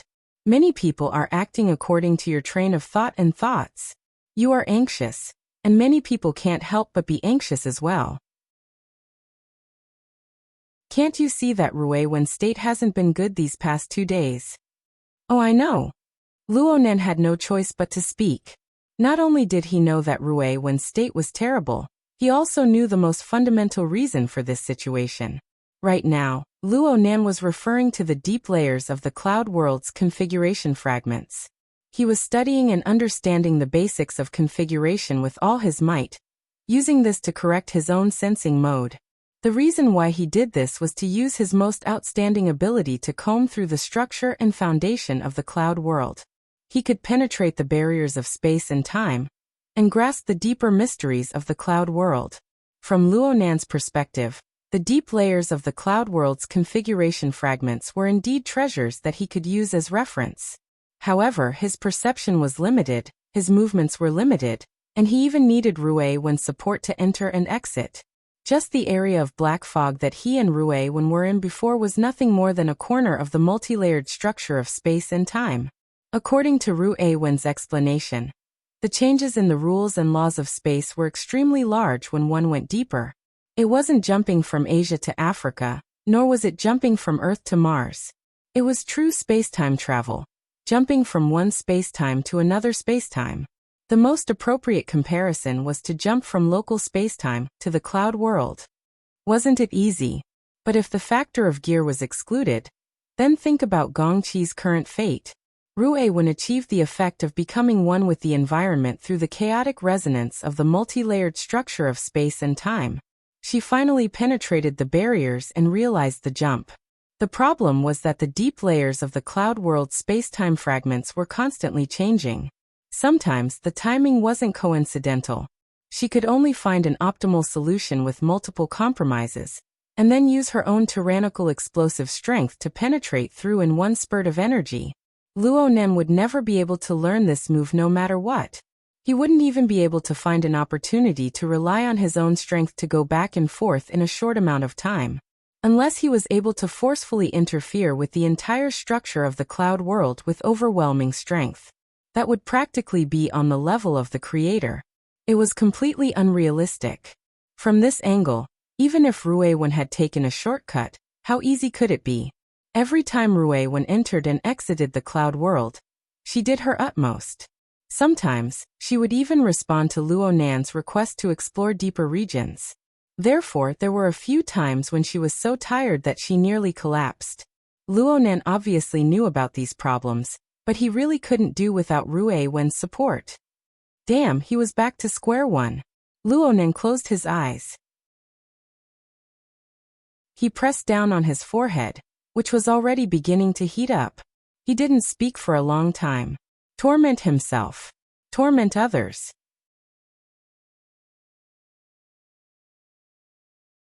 Chapter 624. December 28th, Friday. It was finally the last weekend of the Gregorian calendar. The Chinese and Western festivals were almost over, and there was still more than a month before the traditional spring festival. The students and office workers in Xia City could only hope to hang on to New Year's Day. There were still 3 or 4 days before New Year's Day, but the businesses in the large residential area were still practicing under the lingering warmth of Christmas. Low-end recharges, high-end discounts, and fancy renovations. They had to dig out the last bucket of gold for the year 2096 before the end of the year.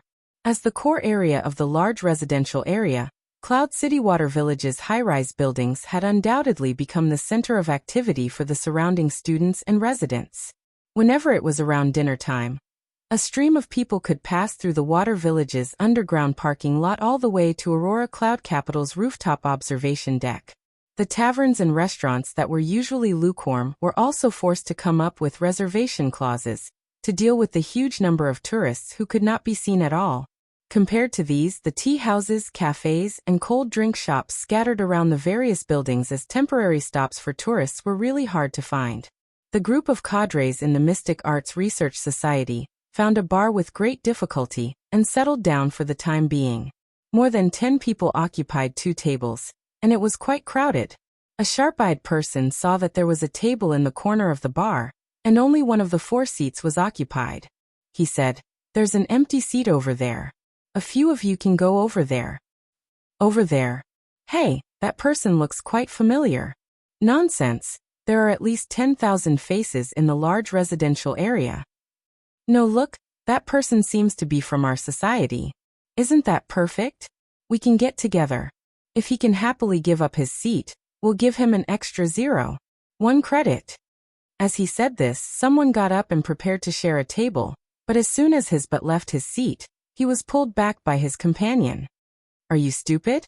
His companion pouted slightly, indicating that the idiot could see the expressions of some people on the other table. The other table was relatively spacious, and those sitting there were high-ranking cadres, vice presidents, investors, and so on.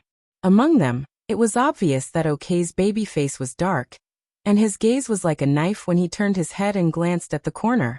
Sitting diagonally across from him, Fei Jin was holding her chin and smiling subtly. Got it.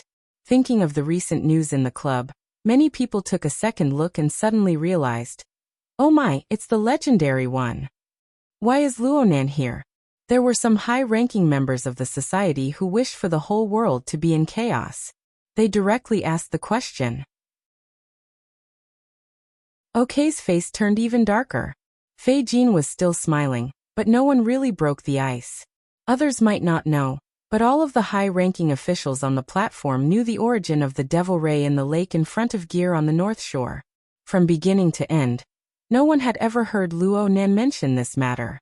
But when the mutant, which was worth 50 to 60 million, was stuffed into the lake as an ornamental fish, this already made clear the hard path and position of that person. Every single one of the society members present had a net worth of hundreds of millions. 50 to 60 million was not a large sum that was worth looking up to, but the reality was right in front of him. He had no ambition for the power of the society at all. He just wanted a laboratory for fun. Who would purposely poke at this guy when they had nothing to do? And so, after a short period of awkwardness, no one brought up the stupid topic of sharing a seat again. They just pretended not to see the person in the corner. The group of people began to order refreshments and drinks. They chatted to pass the time as they waited for the group activity that would soon begin. When they first entered the bar, Fei Jin, well, it should be said that she was possessed. She had already discovered Luo Nan's existence. In addition to the convenience of being a woman, her current position was the best position to observe Luo Nan. She could see Luo Nan in the corner just by raising her eyes, including most of his movements. And it was through Fei Jin's eyes that Lady Halder was able to size up the target she had been pondering for a long time. Lady Halder had adapted to the tool that was Fei Jin these past few days. She was familiar with the structure of Fei Jin's body and soul. She had a general understanding of Fei Jin's social connections.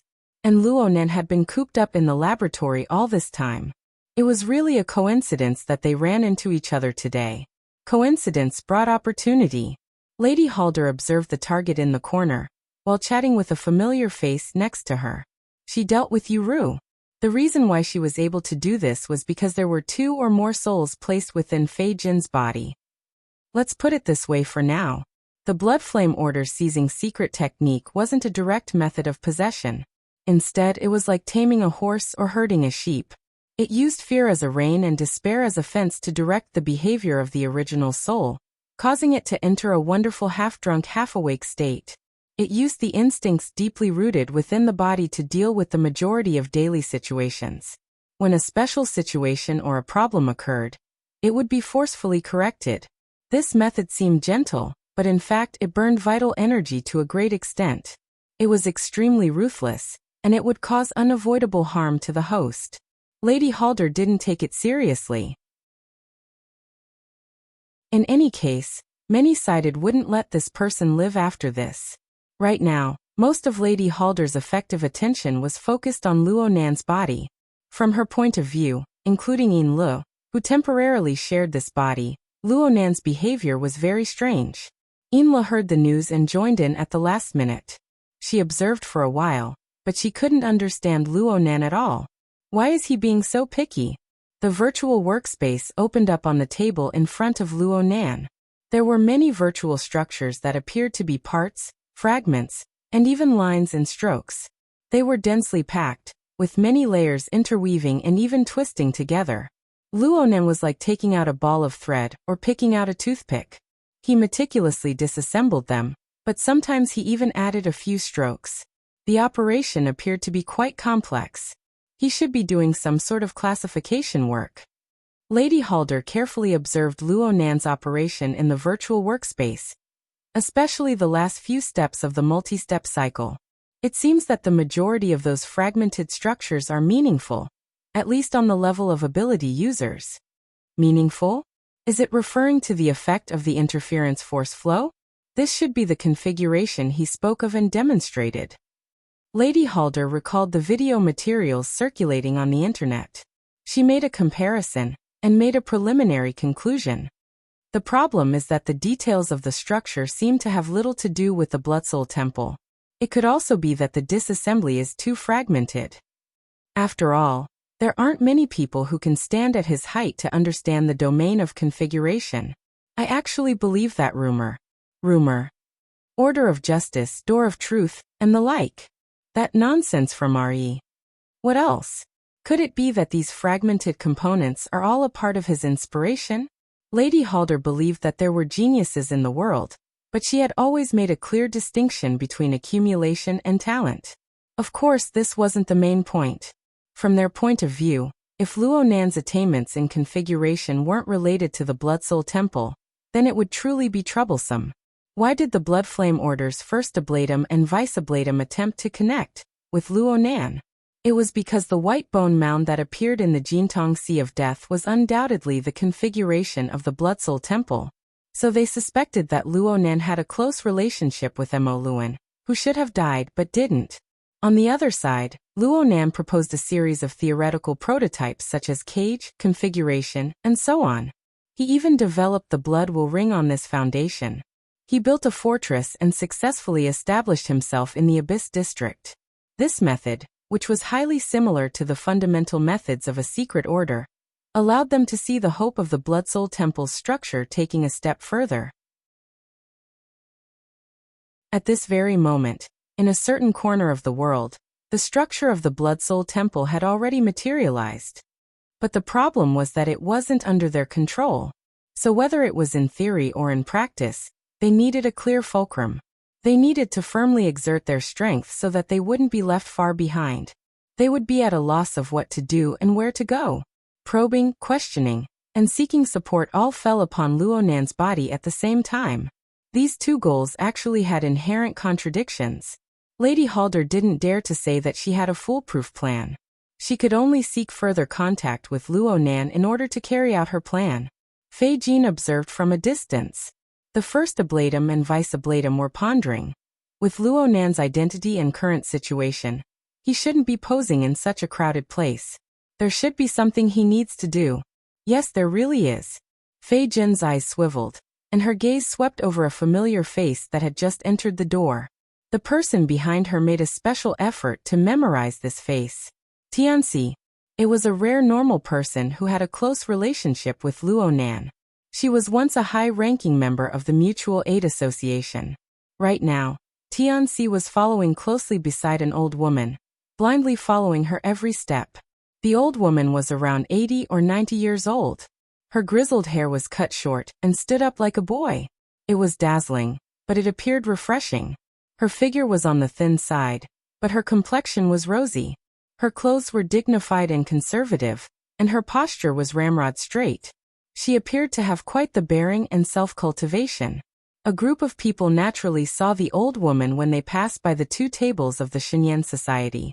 A few people subconsciously shrank their heads back, but even more people stuck out their butts and stood up to show the most basic respect. Professor Pan. The old woman shot a glance over, but she didn't stop. She just nodded in greeting. Under the complicated gazes of a group of people, she headed straight for the corner of the bar, which was Luo Nan's seat. As for Luo Nan, he was clearly excessively engrossed in the configuration fragments of the virtual work area. He only suddenly woke up when the two people arrived at the table. He didn't even bother to tidy up when he saw the newcomers. He hastily stood up. He was just about to greet them when the old woman across from him opened her mouth to ask, "You're Luo Nan?" Her words were clear and full of energy when she opened her mouth. Her voice was a bit louder than a normal person's. She didn't wait for Luo Nan to respond before speaking with furrowed brows. "You're just like your father. You've been infected with the bad habit of mysticism." Luo Nan was a bit stupefied. He subconsciously said, "Can you not mention him?"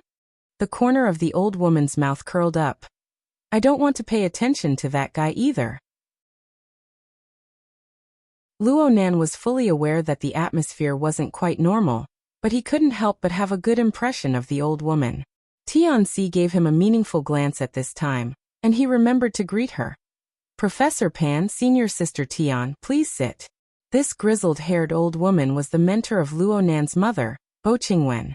She was the town boss of the school's design department, Professor Pan 1.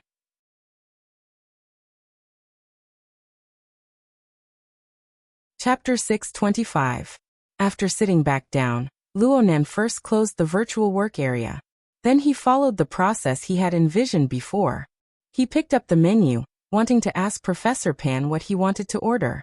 The problem was that the light in his work area had just turned off when old Mrs. Pan, who was sitting across from him, projected her own work area through her wristband. Inside was a set of information forms.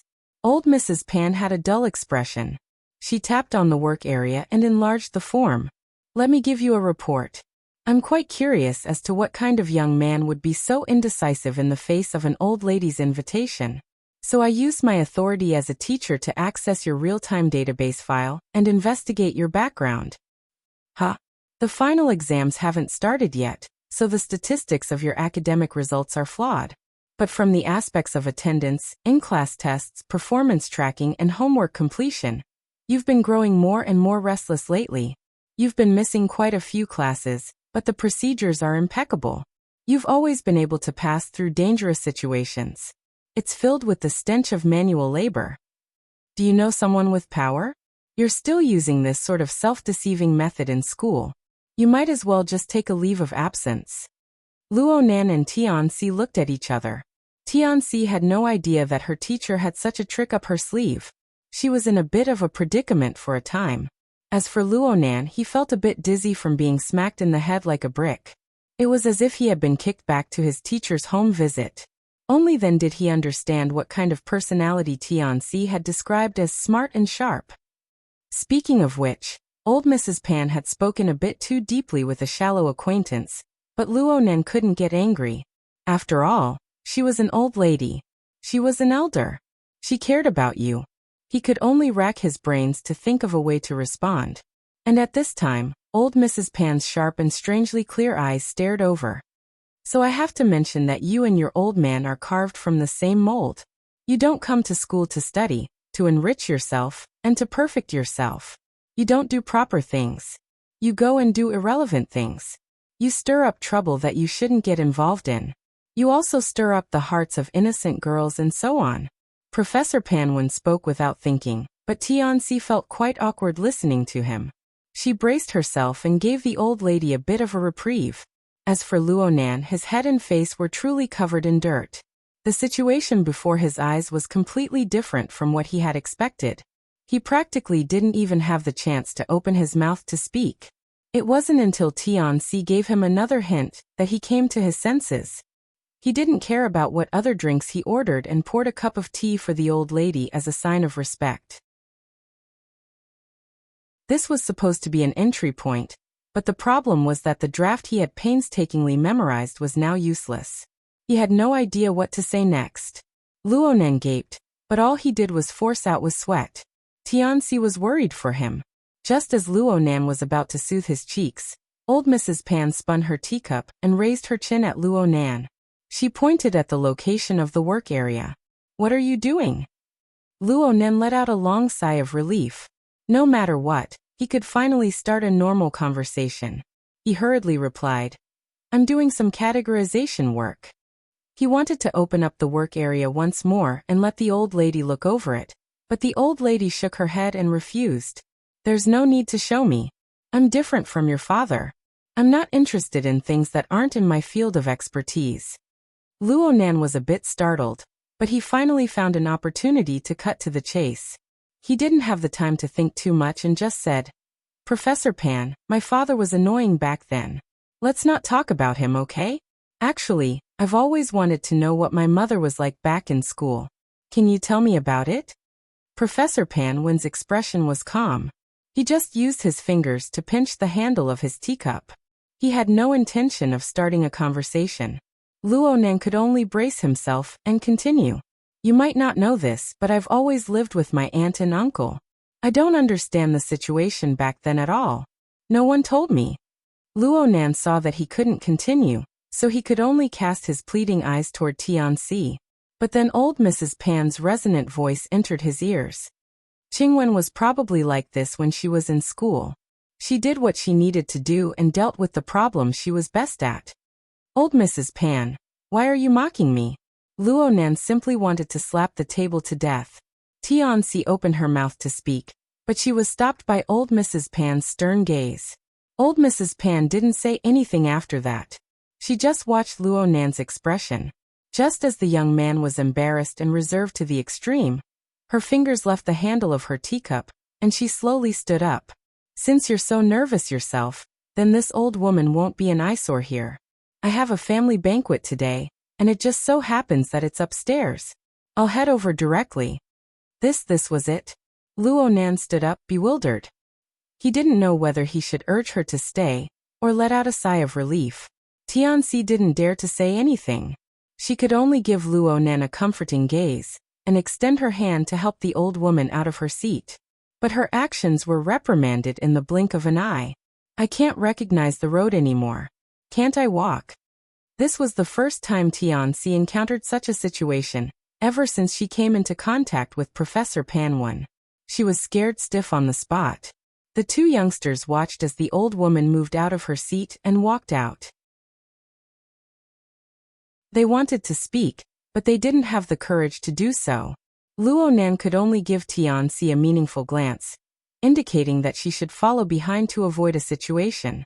Tianxi took a deep breath and calmed herself down a bit. She nodded in understanding. Just as they were exchanging meaningful glances, the old woman in front of them suddenly stood still. She half turned around and said, "Luonan." "Right. Ha. Yes, Professor Pan." Luonan subconsciously straightened his body. Old Mrs. Pan's expression didn't change. She just looked Luonan up and down a few times before speaking. "I can only say that your appearance isn't ugly. I heard that your family's conditions aren't that extravagant, and your glib tongue isn't that nimble. Presumably, you don't rely on your face, money, or flowery words to live. Of course, you don't have the temperament of a leader. You have no way of making others bow down to you." Luonan was stupefied. He didn't know whether or not he should accept these evaluations.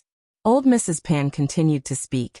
"But even so, you still have Tianxi and a few people to help you. You can even change the school's database.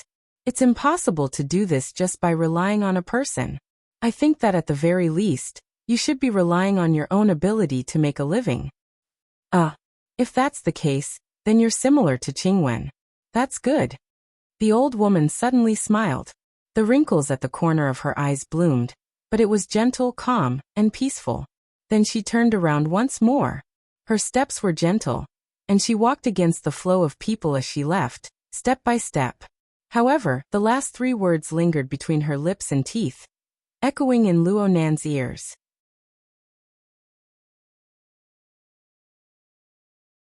Chapter 626. The people of the Mystic Research Society were certainly unable to hear the conversation between the old lady and the young man in the corner. However, the odd atmosphere was enough for some people to see some clues. There were professional enthusiasts like OK among the high-level cadres of the Mystic Arts Research Society. There were also gossip lords who were extremely interested in private relationships. What's going on between Old Lady Pan and this Luo guy? Even if a 10th grade kid used his connections, he wouldn't be able to get into the School of Design. Where the hell did you guys do your homework when you were bidding? The designer of North Bank gear is this bro's mother. Looking at the time, he was probably Old Lady Pan's disciple back in the day. Oh, I remember now. A few days ago, Xie Junping chattered on endlessly. I got tired of listening to him, so I automatically blocked it. With this gossip lord mentioning it, it was hard for the 2 platforms to deliberately ignore Luo Nan's existence. The direction of the discussion naturally changed. Luo Nan's name was like a thunderclap piercing the ears of this group of cadres of the Mystic Research Society during this period of time, sealing off the 3rd underground floor, directly confronting Vice President OK, raising a devil ray. These methods simply made it clear that Luo Nan was a big shot. This was a big shot that had appeared out of nowhere. Random people should get out of the way. But this kid clearly didn't even make it to the last bus to join the society. It seemed like his family background wasn't particularly outstanding.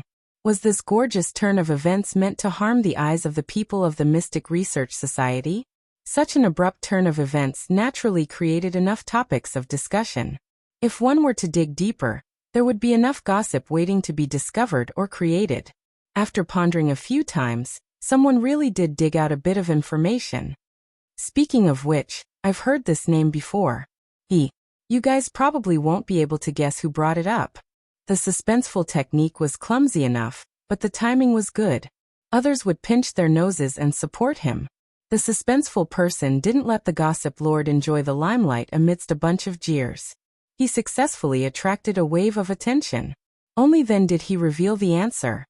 It's our great president. President? Tangy? I just remembered it. That was at the end of September, right? The club shares hadn't changed yet, so I was in charge of the entrance test for new members. At that time, senior sister Tang was pretty much out of the picture, and was only a vice president in name. But that day, she specifically came over to greet me, saying that she would take care of Luo Nan during the interview. In the end, Luo Nan didn't come at all. That's why I have such an impression. Hey, what's their relationship?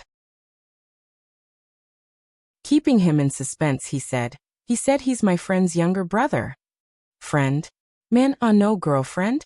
In any case, there was one point that could be emphasized after a round of discussion. This fellow Luo Nan had help both inside and outside. Though his background was fuzzy, it could be seen from his performance that he was solid even within the Mystic Arts Research Society, where the 2nd generation gathered. Therefore, if he could avoid provoking them, he would. Professor Pan Wen left her seat at this time. She refused to support her, but Luo Nan and Tianxi still wanted to see her off.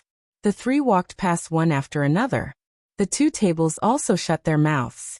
Those who had stood up with their buttocks in the air just now had to do it again, regardless of whether the old lady agreed or not.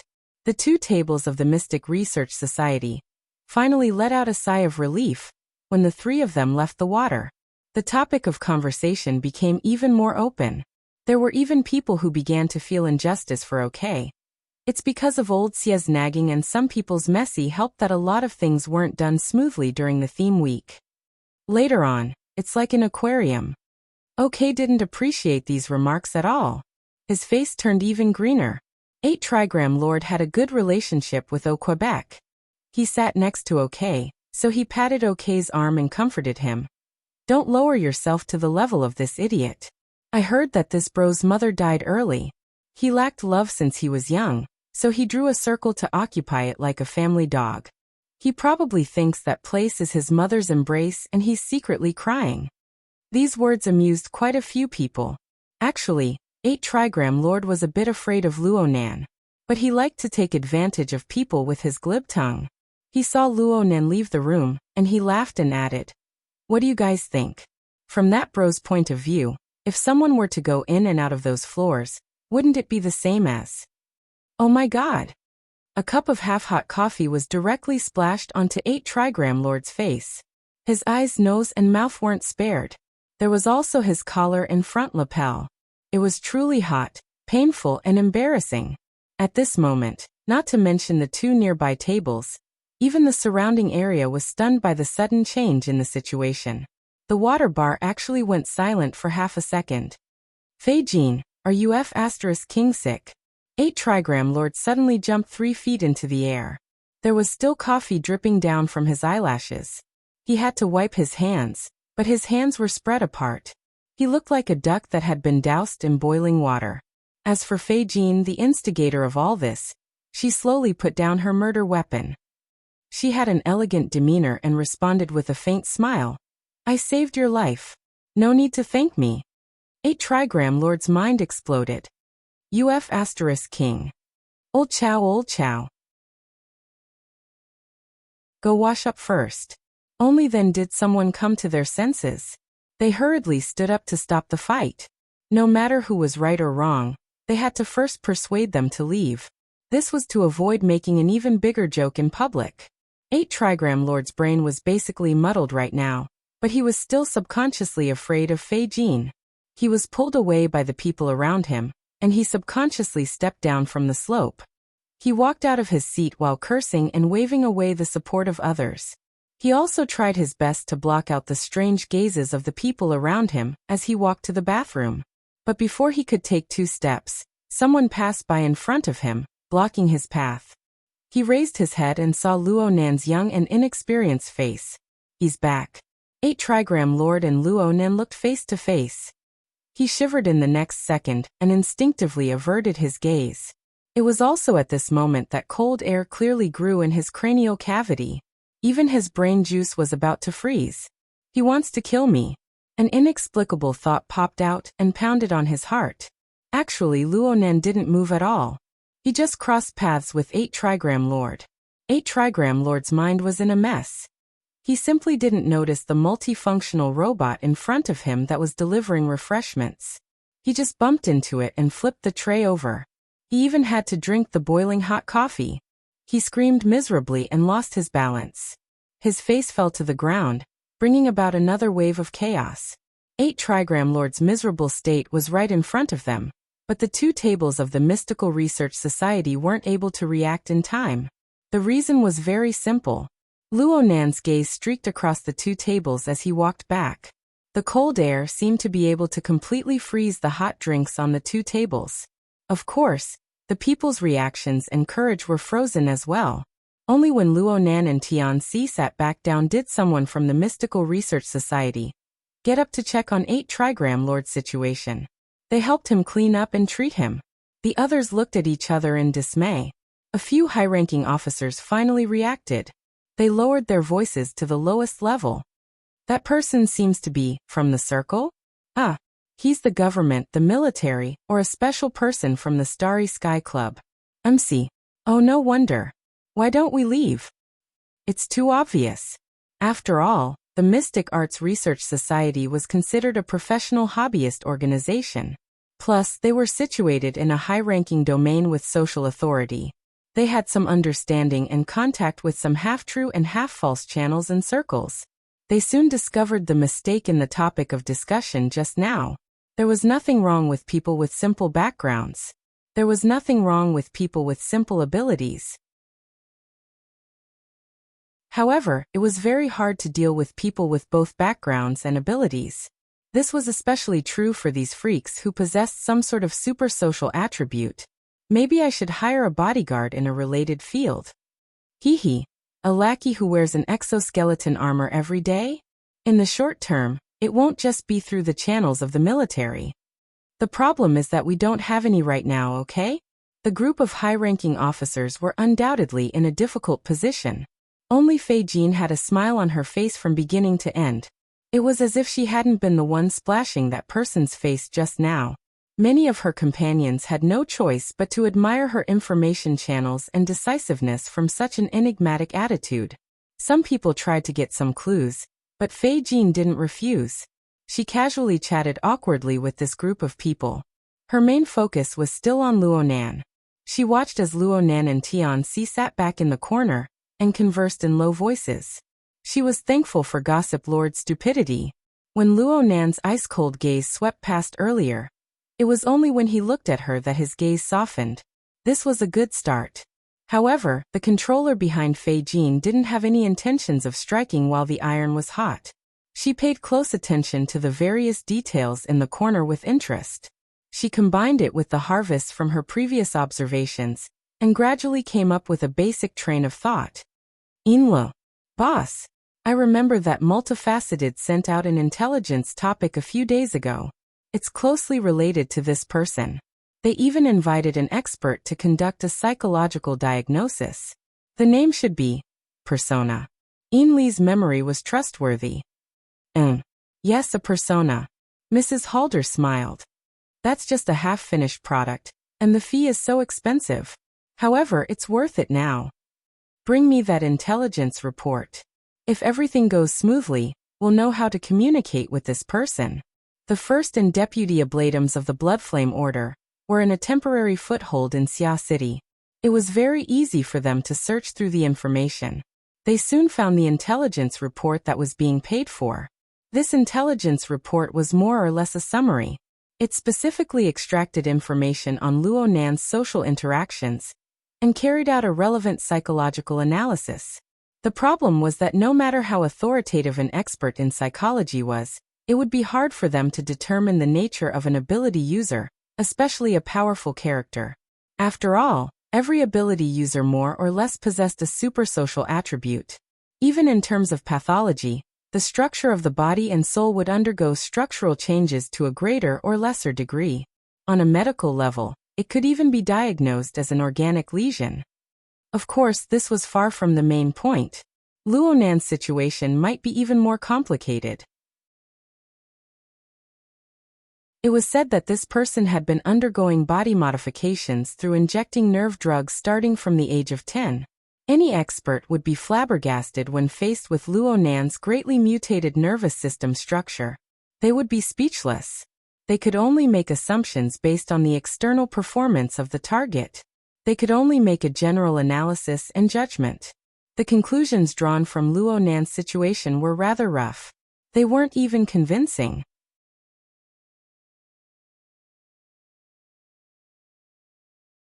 Chapter 627. Dissociative Identity Disorder. Multiple Personality Disorder? Ever since it appeared in the world, it had always been the subject of doubt. There were even quite a few experts and scholars who didn't believe that such a case truly existed in the world. Many times, similar diagnoses were unable to convince the masses. Inlo was one of those people who weren't convinced. It's still latent? The diagnosis is too vague. Mrs. Halder laughed involuntarily. If you think the conclusion is oily, then you don't need to care about it. Those experts can't do mental and pathological tests. All diagnoses are like scratching an itch through their boots. It's better for us to figure it out ourselves. I'm more interested in the logic behind Multifaceted's name. Her intuition and judgment are sometimes more reliable than those so-called experts. As she spoke, Mrs. Halder opened the intelligence folder. There were statements, analyses, and even more valuable first-hand videos. The folder displayed all of Luonan's social interactions in public since his debut. What was especially valuable was the battle scene of Luonan making a name for himself in Ocean Sky Cloud City, with several people from headquarters. It came from the surrounding monitoring system. There was also a portion of it It was the footage of a series of clashes before and after the incident at the municipal plaza. This was the information recorded by the Psychic Wave Network. It was of a very high secret level in the Xia City branch, but it had been retrieved by the all-powerful multifaceted Sun Jiai. In addition, there were recordings of semi-public and semi-private areas of Acumen College, Aurora Cloud City, and others. Mrs. Halder followed her own train of thought and reclassified the above information. Her methods were very clear. She classified Luo Nan's interactions with his family and friends in the secular world into one category. She classified Luo Nan's interactions with members of the inner world into one category. In addition, she classified Luo Nan's discussions of cultivation theory and lectures into one category. Inla looked at the rearrangement of all kinds of information and thought about what Mrs. Halder had said before. She had a faint understanding. Boss, you want to start with Luo Nan's personality? Subdivide the persona? Mrs. Halder just minded her own business and just nodded slightly. The so-called persona was a relatively traditional concept of psychoanalysis. It roughly referred to a set of systematic patterns produced by the human body in order to adapt to the outside world. It could also be said that it was the outer layer of one's personality that concealed one's true self. Simply speaking, the persona was a person's social nature. Every person had many kinds of masks. Each mask was a facet of their social nature. When put together, they would form a complete personality. This concept originated from Jung's personality analysis psychology theory at the beginning of the last century. This theory was no longer at the forefront of academia, but it could still play a role in related fields. This was especially true for its core personality holism, which treated the mind as the object of research. It had a miraculous synergy with the mind and soul, which was why it was more suitable for use on ability users. In recent years, the otherworld variant of this theory had maintained a certain level of popularity. Yin Lu was the vice officiant of the Blood Flame Order. Even if she had always been a little neglectful, she still had to study the control of the believer's desires. With Madame Halder's reminder, she immediately had a lot of ideas. But she also understood that these hasty thoughts couldn't withstand serious scrutiny, so she still asked honestly, "What's the matter? Boss, is there any chance for us to cut in? That depends on whether we can accurately capture his dominant mask." According to this theory, there was no distinction between the real and the fake when everyone had multiple masks. One just needed to look at which mask was used the most often to be considered the dominant mask. It could basically encompass the most basic personality traits. However, there were many times when there was more than one dominant mask. Madame Halder already had a basic judgment. Luo Nan is a relatively simple person. Right now he has several external masks, and he can more or less form a complete personality. She pulled out the list of information on Luo Nan's interactions with his family and friends. She arranged them in chronological order, forming a fairly clear timeline. There's no need to mention this person's miserable childhood. It has certainly influenced his personality traits. Luo Shuqing and Mo Haiheng have become his guardians, and their attitudes and behavior have been extremely positive. They even dote on him a bit as compensation. Their biological children are actually inferior to him in terms of treatment. He is the one being taken care of in his family and in normal social relationships. From the information, we can see that Luo Nan's older cousin, Emoya, is quite powerful. His older cousin, Mo Peng, is quite lively, but he is quite protective of Luo Nan. The stimulation of these two personalities, as well as the difference in treatment, will likely push him to grow in the opposite direction. This is because this will allow him to maximize his profits. This interaction has caused him to be both sensitive and introverted, but he is also obedient and low-key. He has displayed a weak and passive side. Inla concluded in a low voice, "The weaker he is, the more he is favored." Of course, this wasn't the result of Luo Nan taking the initiative to exert his strength. Instead, it was the long-term effects of his unconscious infiltration. Yes, this is Luo Nan's mask of weakness. It is the mode of communication he is most accustomed to using over the years. Then this is one of his dominant masks?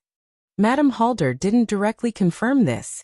Instead, she interrupted her analysis and observed Luo Nan's corner through Fei Jin's eyes. At this time, Luo Nan was conversing with Tianxi in the corner. Madame Halder and Yinlu didn't use any supernatural methods, due to their fear of this master of perception. They just used their professional lip-reading abilities to guess the conversation between the two. The subject of the conversation was still Professor Panwen. The old woman's sharp personality and attitude, as well as her intense mood swings, made Luo Nan a bit unsure. His mind was in a mess. Most of the time it was Tianxi who comforted him. This was probably Luo Nan's behavior under the guidance of the mask of weakness. It could be seen that Tianxi wasn't quite used to it. She most likely never expected that she would use this sort of position to communicate with Luo Nan. She was facing a weak, unconfident, and even sentimental little Shota. This gave her quite a bit of trouble, as she wholeheartedly hoped to hug his thigh. Even Yinlu felt a bit strange, let alone Tianxi. This was completely incompatible with Professor Luo, who was currently at the peak of his power. Fortunately, her train of thought grew clearer. Though I don't approve of the diagnosis of latent did, from the relevant data, the separateness and contradiction of his mask of weakness are quite obvious. In contrast to the mask of weakness, there must be a mask of strength that possesses a dominant strength. Madame Halder simply said, "You analyze it." This?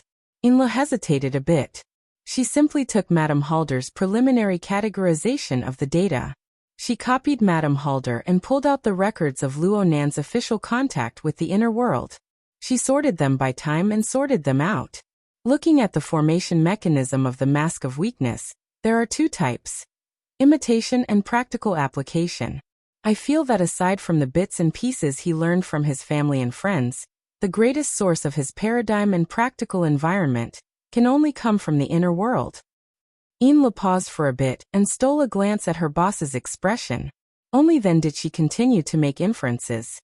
From the relevant intelligence, Luo Nan was suddenly pushed into a high-danger level event.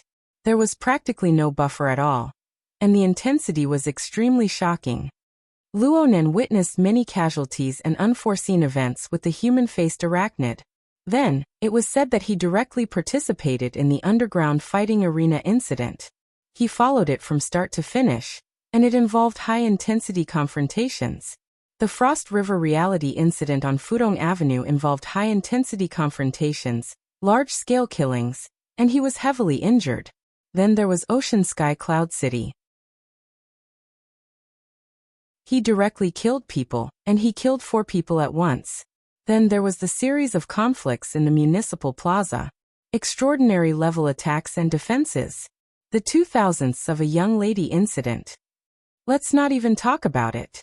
From this series of events, we can see the ecology of the inner world in Luo Nan's eyes. Of course, he personally experienced it. It was a continuous, intense, and high-intensity conflict. There was no lack of paradigms and environments. Luo Nan himself had the corresponding talent and ability. He quickly formed a direct, unyielding, and cruel mask of strength. It was reasonable. Mrs. Halder's expression didn't change. She asked without thinking, And then the mask of weakness that has always occupied a dominant position for over a decade was far too different from the mask of strength that had just been formed. It led to separation and conflict. Halfway through her words, Yinli's gaze swept across the information that had basically been categorized. However, there were clearly 3 groups of information. She suddenly became speechless. Halder didn't reprimand nor did he give any pointers. He continued to do the finishing work of categorizing the information. Instead, there were some changes in the corner where Luo Nan was located several dozen kilometers away. Tianxi's face revealed an astonished expression. She hesitated for a moment before getting up and sitting next to Luo Nan. The two of them leaned against each other, looking quite intimate. Some people subconsciously curled their lips at the 2 tables of the Mystic Arts Research Society, but no one dared to open their mouths to say anything. Let's turn back time to half a minute ago. Tianxi had been struggling with Luo Nan's weak and wavering emotions ever since she returned to her seat. No matter how hard she tried, she found it hard to find the cold and callous element of subsonic life taking control of the demon from this youth. However, there was a very subtle sensation. A corner of her heart churned as she looked at Luo Nan like this. Just when she thought that the time they spent together tonight was about to be exhausted by this bizarre scene. Luo Nan's wristband vibrated. Ding dong. A message entered Luo Nan's private mailbox. It was a notification. Luo Nan was stunned. His main communication tools were the hexa-ear and his wristband. He mainly used instant messaging and messages. He would occasionally use the cloud space. This mailbox was only used for identity registration. It was practically in a half-abandoned state. Why would someone send him a message? He lowered his head, and the wristband's intelligence captured the corresponding stimulus. A virtual interface popped up, highlighting the title and sender of the message. The title of the message was the default no topic. But under the rules of social authority, all formal communication on the internet required real name authentication. So Luo Nan saw a name that he could intuitively perceive.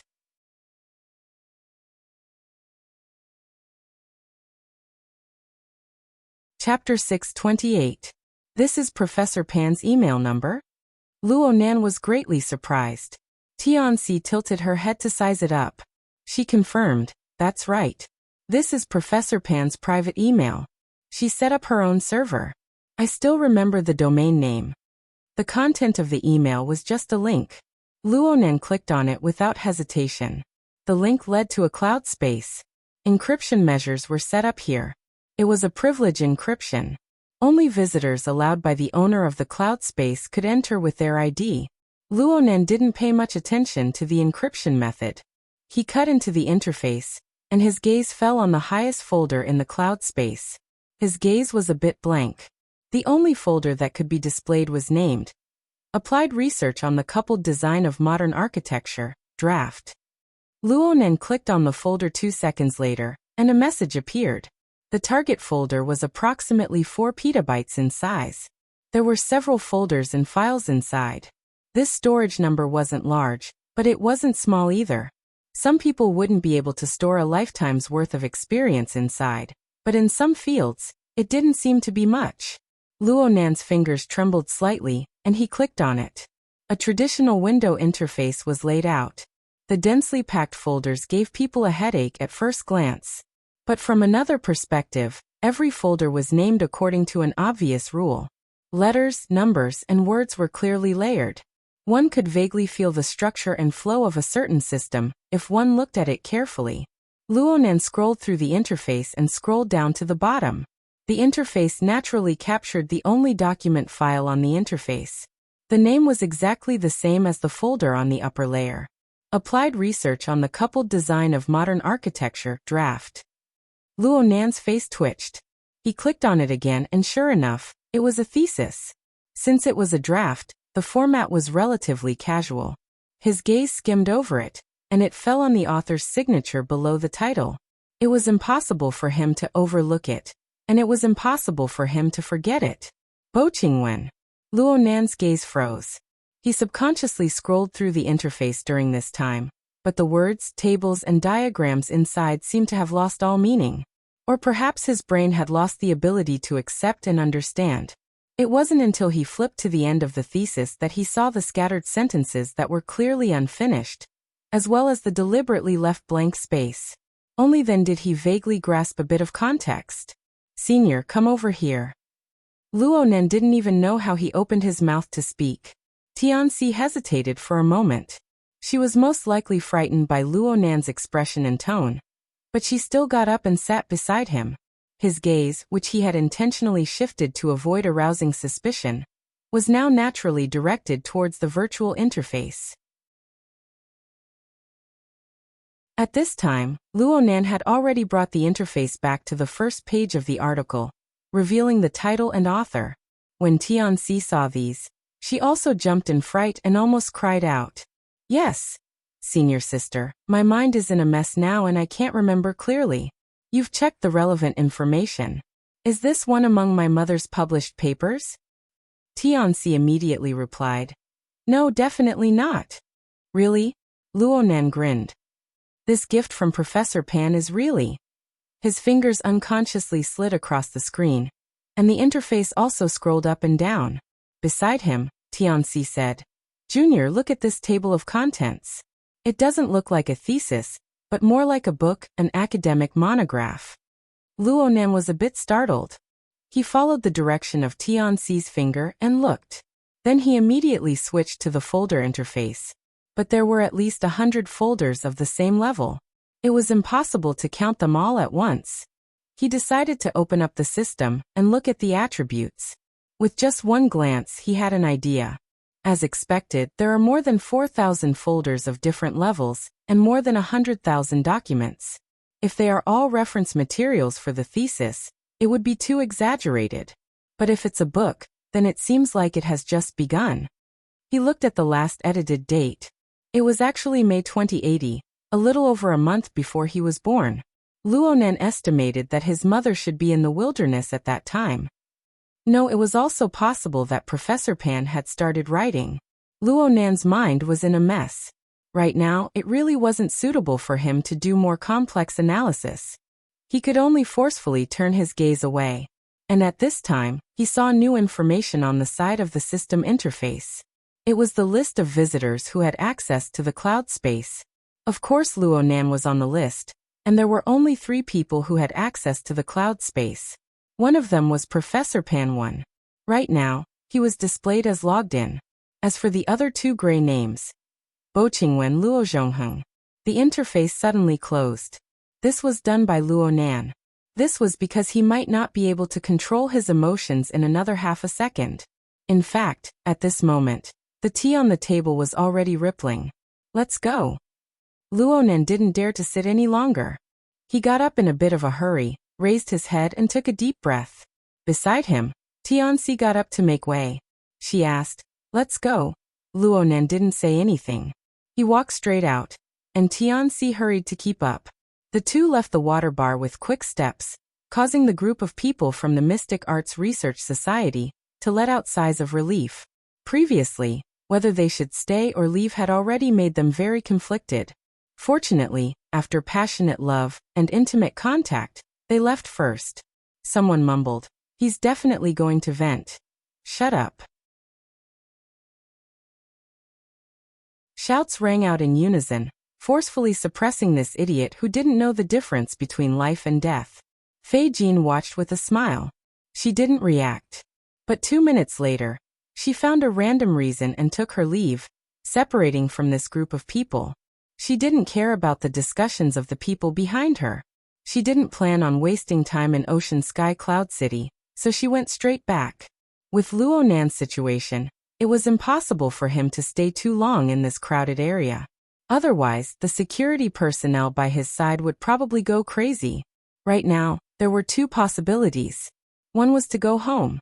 The other was to return to Gear on the North Bank. With Fei Jin's status, she could only choose the latter.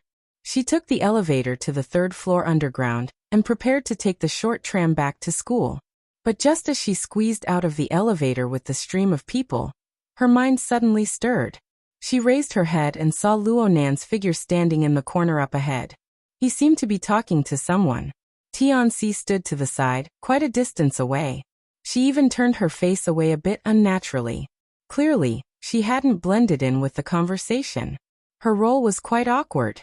As for the person talking to Luonan, he was leaning against the wall. From Fei Jin's angle, only half of his brightly colored sportswear could be seen. He looked very young. The 2 controllers behind Fei Jin did not expect this to happen. This was indeed a chance encounter. But if it wasn't handled well, it would be no different from being followed in the eyes of Luonan, a master of perception. Luckily, Fei Jin's main controller was rich in experience. She didn't change the frequency of her steps. She continued to walk forward, and she even called out a greeting when she got closer. As expected, Luonan turned his head to glance at her. His face was expressionless, but Tianxi next to him turned her head. She was a bit surprised. Tianxi's actions made the person on the other side of the corner lean over in curiosity. He whistled and said, "Another beauty. Your talent in this area isn't bad." His lively and frivolous reaction was indeed that of a young man. But at this moment, The two first ablatums, who were several dozen kilometers away, were the ones who were shocked. Tianbang. Yinlu cried out involuntarily. She was shocked, but there was also loathing and hatred. That's right. The person in the corner was Tianbang, who had made a name for himself some time ago. This burner, known as the #1 person beneath extraordinaries, was dressed in overly gaudy casual sports attire. He was like a Chinibyu youth who couldn't keep up with the trends. But it was this person who had stepped on Mo Luan and the Bloodflame Order, and leaped up to stand at the center of the world stage. He was the mortal enemy of the Bloodflame Order. This was without a doubt. Such a mortal enemy had suddenly appeared before their eyes. Moreover, he was conversing intimately with another important target. What in the world was going on? The two controllers could not help but have similar thoughts in their minds. And at the scene, Fei Jin's footsteps stopped for a moment. Her gaze swept past Tianbang's face. Her eyes were mixed with a series of micro-expressions of curiosity, astonishment, and realization. In the end, her focus returned to Luo Nan, Junior's friend. I won't disturb you any longer. You guys chat. Fei Jin smiled as she spoke. She gave a slight bow and walked a few steps to the side. She turned her head in a very natural manner, and sized up Tianbang with a few glances. Then she turned her head and left. As the first mate, Yinlu admired Mrs. Halder's control of her emotions and details to the point of prostrating herself. Fei Jin, who had been under Mrs. Halder's control just now, had perfectly displayed the subtlety of a member of the outer circle encountering a heavyweight character like Tianbang. She had successfully recognized and secretly restrained herself. Forceful words were all about the details, but the most wonderful thing was still the word natural.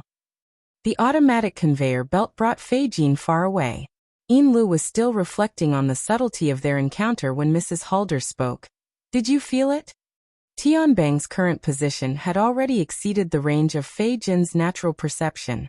Yinlu would not make a low-level mistake and forcefully use an ability user's ability to detect him. So for a time she really couldn't understand. She frowned and said, Tianbang appeared here. I'm not talking about Tianbang. What does the matter we're currently handling have to do with Tianbang? Luonan? Yinlu struggled to free her attention from Tianbang with great difficulty. She seriously recalled Luonan's previous performance. It seems that his relationship with Tianbang is quite cold. Do you have a more precise description? Mrs. Halder's tone seemed to be a bit dissatisfied. Yinlu just felt a mountain of pressure. She racked her brains to ponder, practically replaying the series of observations she had of Luonan before, and after they left the elevator. She thought over and over before speaking. He's absent-minded. He's a bit impatient. His eyelids drooped. He has no interest in Tianbang's words. At the same time, the tips of his feet turned outward, and his body leaned to the side. He's been wanting to leave. Why did such a situation occur?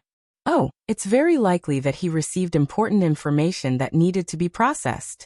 His and Tianxi's expressions and actions were quite obvious when we were at the water bar.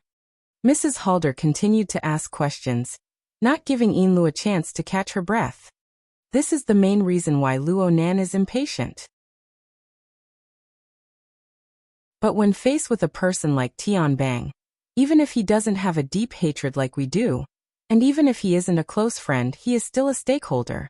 Don't tell me that he doesn't have the slightest desire to socialize?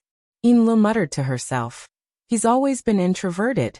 He's not good at socializing. What's the reason for this situation? Do you remember our conclusion from before? Luonan has a mask of weakness, and a mask of strength. If the mask of weakness was in effect, then he should have displayed a courteous, respectful, or shy appearance just now in order to obtain Tianbang's favorable impression. If the mask of strength was in effect, then sparks would have long since exploded between the two. And no matter what kind of mask it is, it wouldn't have this sort of effect.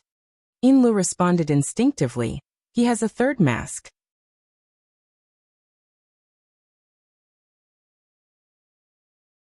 Chapter 629. Fei Jin had already boarded the streetcar heading to Acumen College. Luonan had been delayed by Tianbang, so he had most likely missed this train. The two controllers didn't feel that this was a pity. This sort of chance encounter was not worth it, especially since Luo Nan was at the most critical moment of his mental analysis. The Bloodflame Order's base in Xia City quieted down as well. Mrs. Halder had roughly finished categorizing the intelligence data and was put together for the final time. She pulled out the third set of data that had never been put to use before. It was the list of Luo Nan's discussions of cultivation theory and lectures. She paused for a moment and searched through the other two groups, especially the group with the Mask of Strength. She put the data in one by one. Inlu calmed down and carefully observed. She discovered that the new data that Mrs. Halder had put in belonged to Luo Nan's performance when he dealt with gray personnel. The so-called gray personnel were neither friend nor foe. They were people who lacked friendship and good feelings. They were people who couldn't be considered mortal enemies. It wasn't just Tian Bang, the gossip's lord, who had just spouted trouble, and OK, who had a conflict a few days ago over the location of the elusive secret device, were all in this group. If one were to go even further back, there were also a few ignorant second generations who dared to stroke a tiger's whiskers in the Ocean Sky Cloud City and Aurora Cloud City incident. There were also a few people from the management company in the Municipal Plaza incident. There were also a few people from the outer circle, represented by He Donglu, who were neither friendly nor aloof. Right now, Inla didn't need Mrs. Halder's guidance. Her mind was like a movie. She sorted through the data, and a certain impression formed. She opened her mouth, wanting to speak, but she forcefully restrained herself. If you want to say it, then say it. Mrs. Halder's keen insight was displayed in full force at this moment. Inlu adjusted her breathing and said softly, I believe that Luo Nan is very distant from these people. Yes, distant. Aside from the few moments when he was stimulated to explode, where he had clear hostility and even killing intent, he basically ignored them. He was stiff, his thoughts jumped, and his mind was absent-minded. His mind wasn't on face-to-face communication at all. He was on a completely different frequency than these people. So, Mrs. Halder asked softly. Inlu was about to come to a conclusion, but she hesitated before she said, There's no strict classification of personas. It doesn't matter if it's the third persona. Perhaps we can call it the mask of alienation for convenience. But we have to find the behind-the-scenes mechanism of its formation and operation to make sense. Mrs. Halder did not even raise her head. In other words, you only saw his attitude, but not his logic. Inla said, Boss, I believe that a person's thoughts and emotions are always continuous. From an outsider's point of view, it looked like it was jumping and torn. But from the person's point of view, it might be consistent and complete. It's just that we can't peek into people's hearts. We can only guess. Mrs. Halder interrupted her. Do you have any ideas? Inlu took another breath and took the initiative to flip through the materials. She spent a few minutes and found two rather special examples in the third type of materials. During the Ocean Sky Cloud City incident, Luo Nan, Black Beetle, Puppeteer, Snake Tongue, and the others had a relatively long exchange during the deadlock stage. The contents were all related to formatting theory, such as order frames, gear coupling, and so on. Even further back, during the Fudong Avenue Frost River reality incident, he and Fairchild, who had yet to be identified as friend or foe, engaged in a cultivation discussion that was completely incompatible with the atmosphere. And when I looked through the communication records of the time, Luo Nan had an argument with the support personnel of the Xia City branch. The logic was disjointed, making communication difficult. Of course, there were elements of formatting theory interspersed within. That's right. Inla clenched her fists as she let out a low cry. She was a bit annoyed, but she was even more excited. Actually, Mrs. Halder had long ago categorized all of this information. It was the same as giving her the most clear guidance. When the frequency was in sync, her train of thought naturally connected and flowed smoothly. I overlooked one point before. Formatting theory. This was the foundation of Luo Nan's existence. It was the foundation that separated him from external social relations. It was the foundation that was truly internalized. And the process of internalizing formatting theory should be the core element that influenced the composition of his personality. Then, I must start from the interaction between him and formatting theory. Yes, it can't be pure theory. There is also the enormous social and interpersonal pressure associated with it. Mrs. Halder's expression did not change. Her fingertips moved forward through a series of documents, finally stopping at a certain node. Luo Nan's formal contact with formatting theory should have been over 5 years ago. He was 10 years old at the time. A 10-year-old child with no foundation, no investment, no support. Yet he resisted the enormous pressure to learn and inherit his grandfather's theory and grudges. There should be a sufficiently powerful motivation, right? Inlu didn't hesitate to respond. His family changed greatly when he was young. His grandfather, father, mother, and practically all of his immediate family members were caught in the maelstrom of formatting theory. They were even annihilated. This stimulation was enough. You just mentioned the interaction. Formatting theory has the value of allowing him to continue researching it in depth.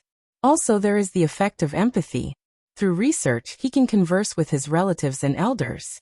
This is an extremely important psychological compensation. Of course, it is also a driving force.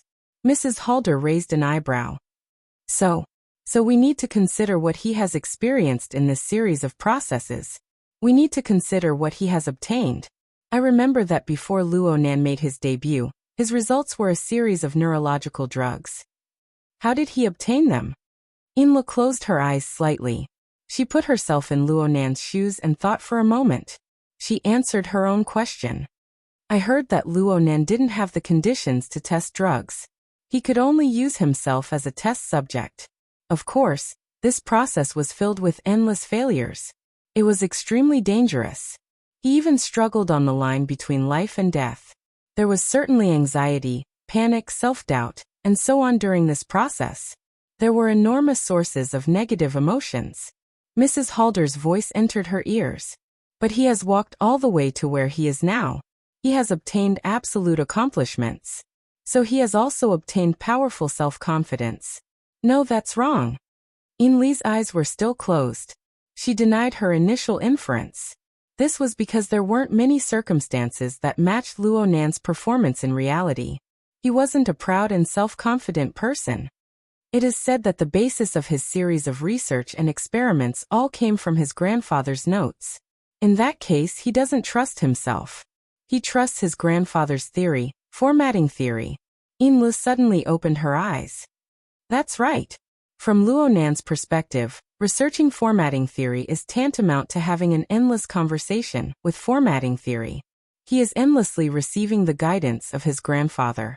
He is endlessly overcoming challenges, obtaining sufficient positive feedback from them, and he continues to strengthen his confidence and dedication towards this theory.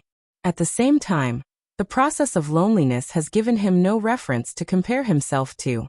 It has strengthened his mentality by a factor of 2. So this has turned him into a person who has internalized the ideals of formatting theory.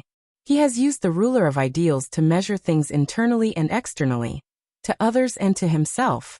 So, this isn't a mask of alienation. It's a mask of ideals.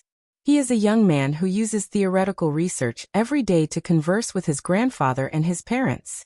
Laughing and cursing in anger, warm and cold, and other socializing traits are really useless. It would be better to use formatting theory to evaluate and test him. If there's meaning, then he'll research. If there's no meaning, then he'll ignore it. This is the standard by which he conducts his judgment. This is his true dominant mask.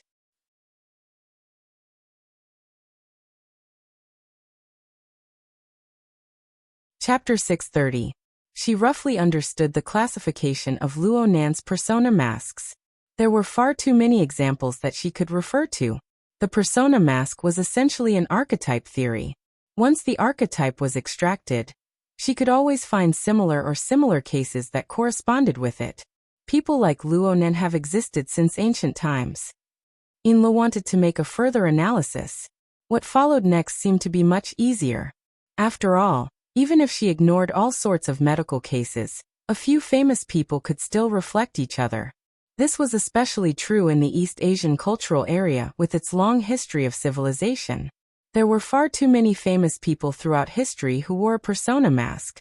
Yin Li's thoughts spun, and she thought of a fellow who was quite similar to Luo Nan. This person was a famous historian and politician. He belonged to the conservative faction. His mind was filled with patriarchal principles and principles. He shut himself in a basement to write books for 15 years. The relevant concepts were completely internalized. Later on, when he was in power and governed the country, he would only listen to his ideas. He became a typical representative of people who talked reason behind closed doors. Don't casually bring out examples. Don't do stupid things like using words to destroy the meaning. Mrs. Halder saw through Yin Li's thoughts. She didn't let her thoughts wander too far. Luo Nan himself possesses an extremely special nature. No famous historical figure would have a semi-philosophical system like formatting theory, where the mighty power belongs to the self. Moreover, it can be practiced, applied and modified at any time. Modified? Yin Lo was a bit stunned. Wasn't Luo Nan's persona mask an extreme paranoia towards formatting theory? In this way, he should be like that extremely conservative historian. He couldn't change the laws of his ancestors in the slightest. Oh, hold on. There seems to be a problem with the direction. Mrs. Halder didn't test Yin Lu any further. She straightforwardly expressed her opinion. Perhaps Luo Nan himself doesn't believe that formatting theory is completely correct. This can be seen from his attitude during the lecture on the 14th. Back then his speech was quite cautious. He always used self-mockery and jokes to dispel the extreme authority of formatting theory. Let's not talk about the more complicated background for now. From the analysis of these circumstances and the information we know, he is very stubborn towards formatting theory. However, he doesn't have a particularly paranoid view towards whether formatting theory is correct or not. In the end, his stubbornness towards formatting theory is just a kind of empathy. The ideals of formatting theory are just a mask he uses to treat his imaginary close relatives. This is because he only has this mask to choose from when facing his grandfather and parents in the void. To put it more bluntly, he is only courting. The word courting was a rather sensitive word. There were two ways to interpret it in the dictionary, and what the two first ablatums were communicating was obviously the more ancient kind, which was simply seeking affection. Is it a need for emotions and belonging? Yin Lu took the initiative to analyze using Maslow's hierarchy of needs. Madame Halder agreed. You can say it that way. There is a high probability that Luo Nan himself is on the third level. He urgently needs the comfort of the relevant emotions. This is a pretty good starting point. But soon she changed the topic. But at the same time, you have to understand the influence of empathy. After a long period of empathy, to a certain extent, he was the projection of his grandfather and parents' needs. He wanted to fulfill the wishes of his closest kin, which made his needs much greater than that of a normal person. In such a situation, he would most likely have the problem of being closely involved in the situation, and might not understand what he really needed. If we start from the emotional aspect, it might seem like a straight line, but it might actually be the most difficult path. This was equivalent to denying Yin Li's thoughts. Yin Li's eyebrows knitted together. She felt that it was a bit of a pity. After all, it's a core element. Mrs. Halder's lips hooked slightly. We aren't psychologists. We have no reason to treat him. Am I right? Okay, this reason was quite strong. Yin Lu was dumbfounded. Of course, Yin Lu understood Mrs. Halder's true meaning. If Luo Nan's core driving force was said to be courting, then the various personality masks were the outer muscles and bones. Using courting as the foundation to expand his mental power would form a permeating influence on all the personality masks. But this influence was distorted by his primal instincts and other factors, forming a bewildering barrier that Luo Nan himself might not be clear about.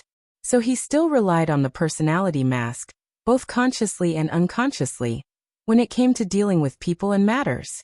In front of this defensive maze, the scalpel that was suitable for surgery might not be suitable for psychological attacks. Yin Lu wasn't dejected. Instead, she felt that her thoughts were becoming clearer and clearer. Of course, her boss was far better than her boss. With her boss protecting her, she tried to continue deducing in a different direction. Then we can only start from the mask. Go from shallow to deep. Which mask? Of course it's the concept mask. There's no harm in being more specific. Yes, boss.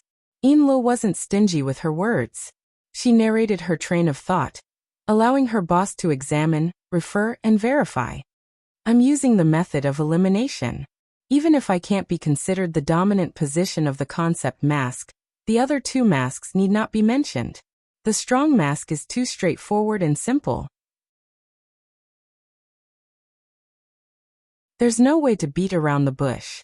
No matter who wins or loses, one side is bound to be smashed to pieces.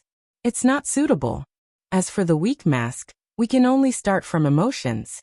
The reason we can't do this is because there are too many uncontrollable factors, boss. Plus, under the influence of the core driving force of courting, we can deduce that this mask is actually an important source of replenishment for the psychological needs of courting. It looks weak, but it's actually extremely selfish and sensitive.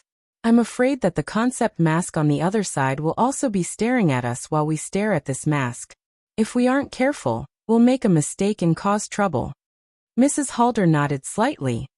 Then we can only use the concept mask. Yes. Is there a better reason? Stability. The greatest advantage of the concept mask is stability. Mrs. Halder gave a smile that wasn't a smile. Are you sure? I'm sure. Ainley's thoughts reached this point, and she already grasped the pearl of wisdom. During the formation process of the concept mask, Luonan was in an extreme environment. He lacked a sense of security, and he lacked true communication. Therefore, there's a high probability that he's a latent perfectionist with obsessive-compulsive symptoms. Sometimes he'll be extremely anxious, impatient, and weak. This matches with my previous analysis. But due to the special characteristics of the concept mask, the pressure of the symbiotic emotional and psychological elements will shift to other masks. This will become a high-probability event. For example, anxiety, panic, and weakness will be thrown to the weak mask. Ego, pride, and so on will be thrown to the strong mask. The elements left behind in the concept mask are relatively perfect. The more perfect it is, the more likely it will become the basis and yardstick for judgment. In this way, of the three main masks, the concept mask will inevitably be the core. The weak mask and the strong mask will wait for an opportunity to appear. From Luonan's daily behavior, he would be fine in a relatively simple situation. He would use the weak mask in front of friends and family to obtain sympathy and love. He would use the strong mask to erupt in front of a great enemy from the inner world, killing his way through. At this time, the two masks are relatively stable.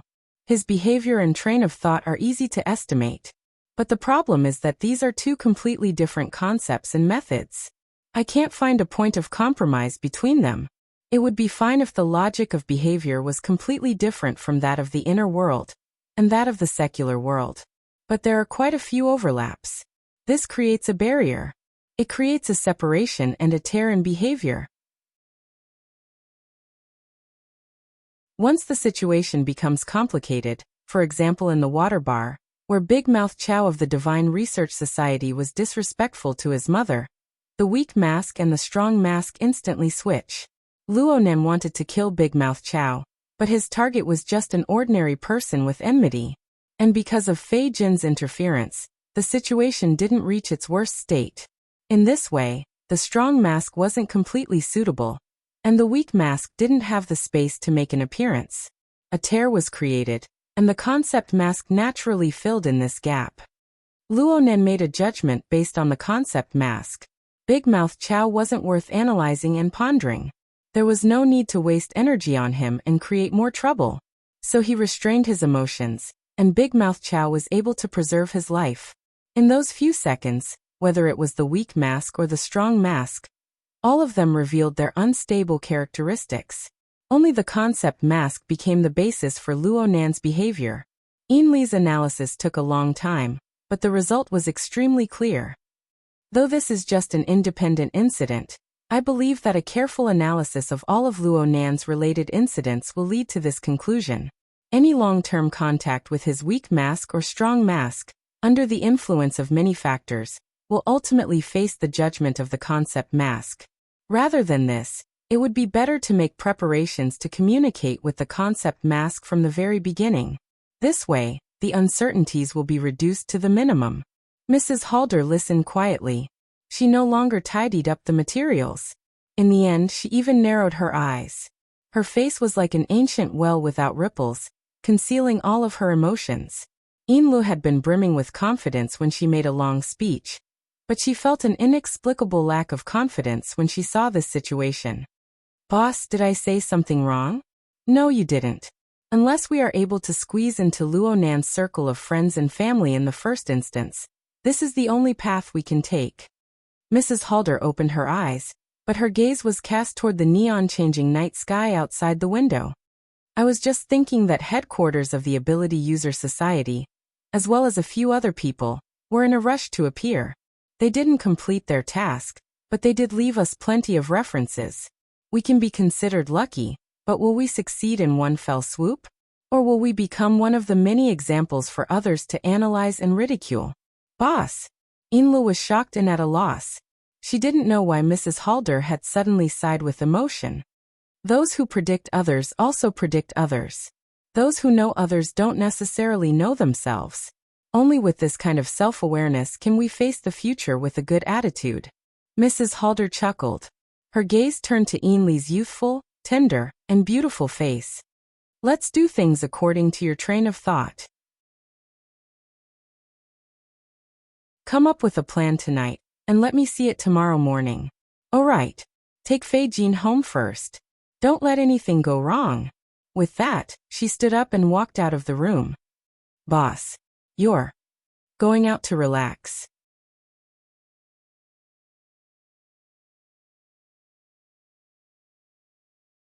Chapter 631.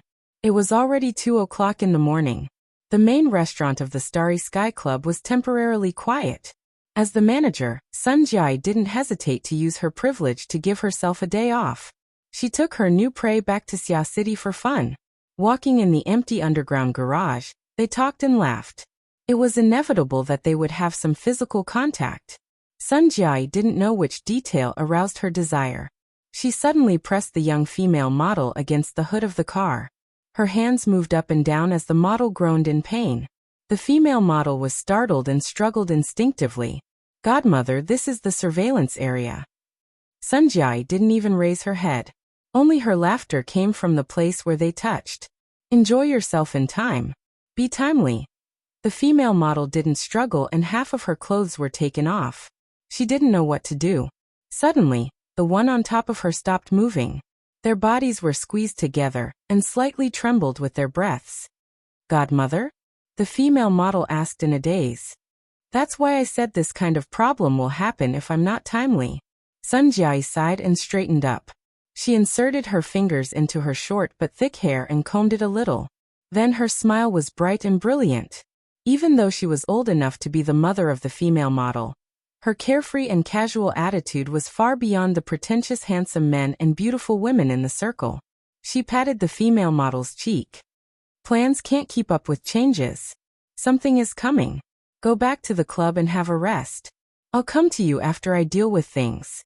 The female model was pulled up. She was confused and let Sun Jiai tidy up her clothes. Sun Jiai's actions were gentle and affectionate. She was a little moved.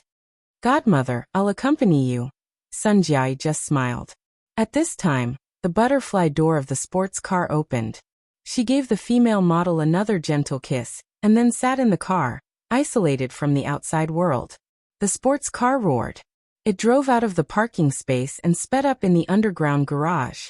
In the car, Sun Jiai looks at the rearview mirror. Of course, she is not looking at her goddaughter, who is still confused behind the car. She wants to confirm whether the person who made her get into the car, licked the back of her neck with invisible flames, and threatened her life is the person she guesses. There was a figure in the rearview mirror. But just by looking at his face, it was an unfamiliar face that he had never seen before. It was a young married woman. She was somewhat good-looking and her makeup was exquisite, but it was hard to recognize her. Even though Sun Jiai had undergone strict memory training, she still hesitated for a moment before confirming that she had indeed never met this person before. However, The flickering flames in his eyes gave Sun Jiayi more confidence. Directly oppressing the medulla oblongata, disrupting the blood vessel's activity, but it seems to exist but not exist, and enter but not enter. Such exquisite control of flames. Madam? In the back seat, the young woman's lips curled up. It wasn't a particularly stunning face, but because of this micro-expression, it brought about an extraordinary aura. Sun Jiayi confirmed it and sighed. Madam, where do you want to go? The young woman casually said, anywhere. I'm bored and want to talk to someone. All right. Sun Jiayi's index finger tapped on the steering wheel twice, and the car's AI kicked in, entering autopilot mode. This sort of basic function was fine, but why didn't it do its job when she wanted it to guard against theft? Sun Jiayi sighed again, but she didn't turn her head. She propped one hand on the steering wheel, and continued combing her hair with the other. Her body language carried a bit of helplessness. Madam, we actually don't need to meet in this manner. Even if we want to be safe, we can just use a ready-made tool like Fei Jin. Right now in Xia City, there are less and less soul envoys of your order. It's too much of a pity to use them and then scrap them. It's nothing. Compared to an insignificant soul envoy, it would be a real pity if your identity as multifaceted were to crumble. Oh, Sun Jiayi, otherwise known as multifaceted, stopped what she was doing. Through the rearview mirror and the soul envoy, she locked gazes with Madame Halder, who was hundreds of kilometers away. Madam, are you still brooding over what happened at the seaside villa? Believe me, the Order of Souls. Don't worry about the Order of Souls. I came here today to express my gratitude. That persona intelligence gave us a very important inspiration. It also allowed us to clearly define the entry point for our work in the near future. It was excellent. Sun Jiayi raised an eyebrow. You call this gratitude? Oh, I'm sorry. This is probably an overreaction from eating shitty chocolate. The scorching sensation at the back of her neck showed no signs of disappearing. It even increased. It was like the endless accumulation of negative emotions beneath Sun Jiayi's smile. Therefore, Sun Jiayi was like a gold medal after-sales service. No matter how great the customer's resentment was, she would always maintain her smile. Madam, based on our good business reputation, I feel that we can use a more appropriate method to deal with this problem. If the intelligence is flawed, we can discuss it further. If it doesn't work out, we can always go through the process of a refund. I said it before. The intelligence is excellent. But the more it is so, the more vexed I become towards your disgraceful behavior of marrying a woman to more than one marriage, and the intentions behind it. This was true fire. Sun Jiayi could even smell the strange smell of charred hair at the back of her head. There might even be the fragrance of meat mixed within. Sun Jiayi didn't blink. Her smile didn't change. Think about my nickname, madam. Forgive me for being rude, but I'm not a full-time intelligence agent for your order. Madame Halder also sent a smile through the soul envoy. However, the multifaceted I know is a top-notch broker and intelligence expert who can cooperate with many large and medium-sized organizations, including the Bloodflame Order. He should have the corresponding professional qualities. But look at what you've done. You set up the persona intelligence report as a group message, and gave it to almost everyone in your intelligence circle. Sun Jiayi had no choice but to interrupt. Madam, it's my freedom to choose how I sell it. Furthermore, I've already stated this before I sold it. I admit that persona is expensive, and the content inside is also half-baked. But right now Mr. Luo is the focus of the entire world. His intelligence is worth this price, even if it's just a summary article. A small premium is a very standard market practice.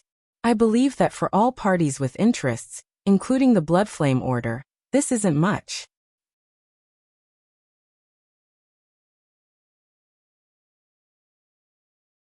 Chapter 632. Sun Jiayi finally blinked. Hint.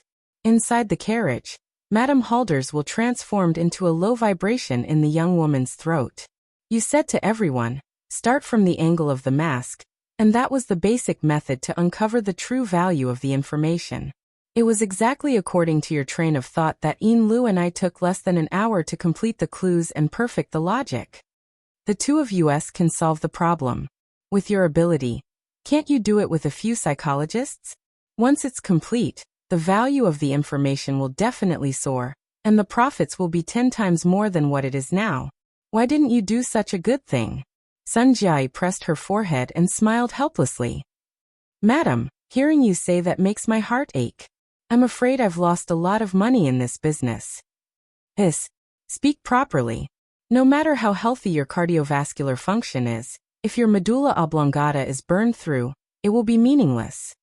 Under the powerful pressure of the Yin flames, Sun Jiai's breathing became chaotic. Her heart beat wildly, and her brain lacked oxygen. She became dizzy and numb. Even so, she forced herself to maintain a smile, and looked directly at the flickering flames in the rearview mirror. Madam, you think too highly of me. The burning sensation and pressure at the back of her neck eased.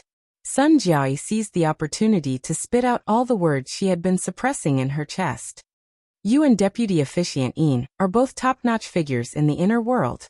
How can you force others to do what you can? Besides, I only named you because I saw Mr. Luo's age and dull personality. It doesn't match your great reputation, so I thought of it. This time it was Sun Jiai's turn to be interrupted. The young woman's original voice rang out, conveying Madame Halder's will. It had nothing to do with Sun Jiai's defense. Of course I think highly of you. Our cooperation has been on and off for 15 years. Perhaps at that time, you were only at the age of your goddaughter. I have many goddaughters. Madam, which one are you talking about? Sun Jiai's forehead and back were already drenched in cold sweat. This was a natural reaction of her body, and she couldn't control it. Only the smile on her face was nearly perfect. Knowing that Sun Jiai was still spouting nonsense, Madame Halder no longer made meaningless threats. The woman in the front row had already used facts to prove that ordinary interrogation techniques had no significant effect on her. Madame Hard said, from what I know, the name multifaceted has quite a bit of status in the intelligence circles of Xia City, but there aren't many people who know of your true identity. Do you remember how I found out about your identity? It's because of an investment. Oh. Sun Jiai's gaze swept over the rearview mirror, and she saw that the eyes behind the lenses were fiery and cold, so piercing that she almost narrowed her eyes. Since the other party had directly pointed it out, it would be too impolite to try to go around it. Yes, I remember. At that time, you were expanding your business and needed a large sum of money, and I happened to have a client who was looking for a project with a higher return on investment. Then I did my job and became the intermediary between the two of you. After a while, you got to know each other.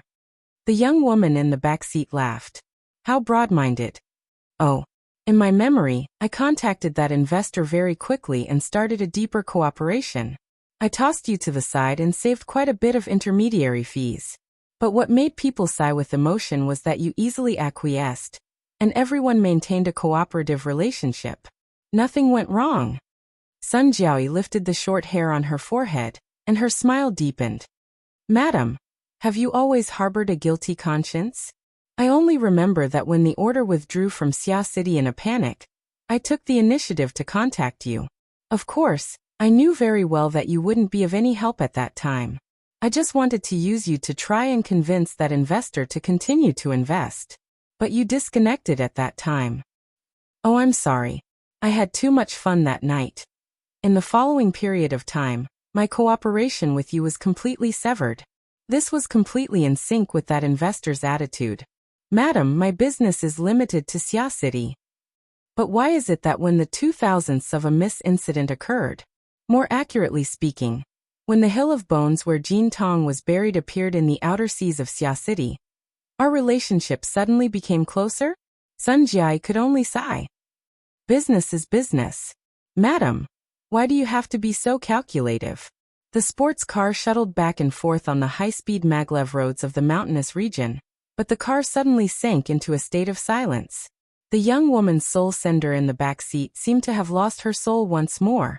She didn't respond. Sun Jiai couldn't help but have a thought. If she were to jump out of the car right now, What were the chances of her escaping this life-threatening trouble? This silence lasted for 5 seconds, or maybe even 10. Only then did Madame Halder's will manifest once more through the voice of the young woman in the back seat. Every time I hear the words business is business, I feel a chill in my heart. But when it comes from your own mouth, it feels completely different. The tone was gloomy and cold. It was vastly different from the overbearing feeling from before. This caused Sunjai to react a bit slower. Before she could figure out how to divert this dangerous topic, she was pierced by the flaming gaze of the car's rearview mirror. This soul sender was definitely crippled. An indescribable thought popped up in Sunjai's mind. Then she heard the other party's voice again. You don't have to explain or hide it anymore. In the short term, my judgment of your identity will not change. I came to find you tonight and spoke to you. There was no element of probing in it. I just wanted to inform you and vent. Madam, I hope you can convey my attitude and the corresponding judgment to that person. I'm talking about the judgment of her current investment project. In the car, only the low voice of the soul sender reverberated. You didn't give me the complete information. Instead, you acted like a foolish and greedy businessman. You dug out a gold mine but haven't fully explored its reserves yet.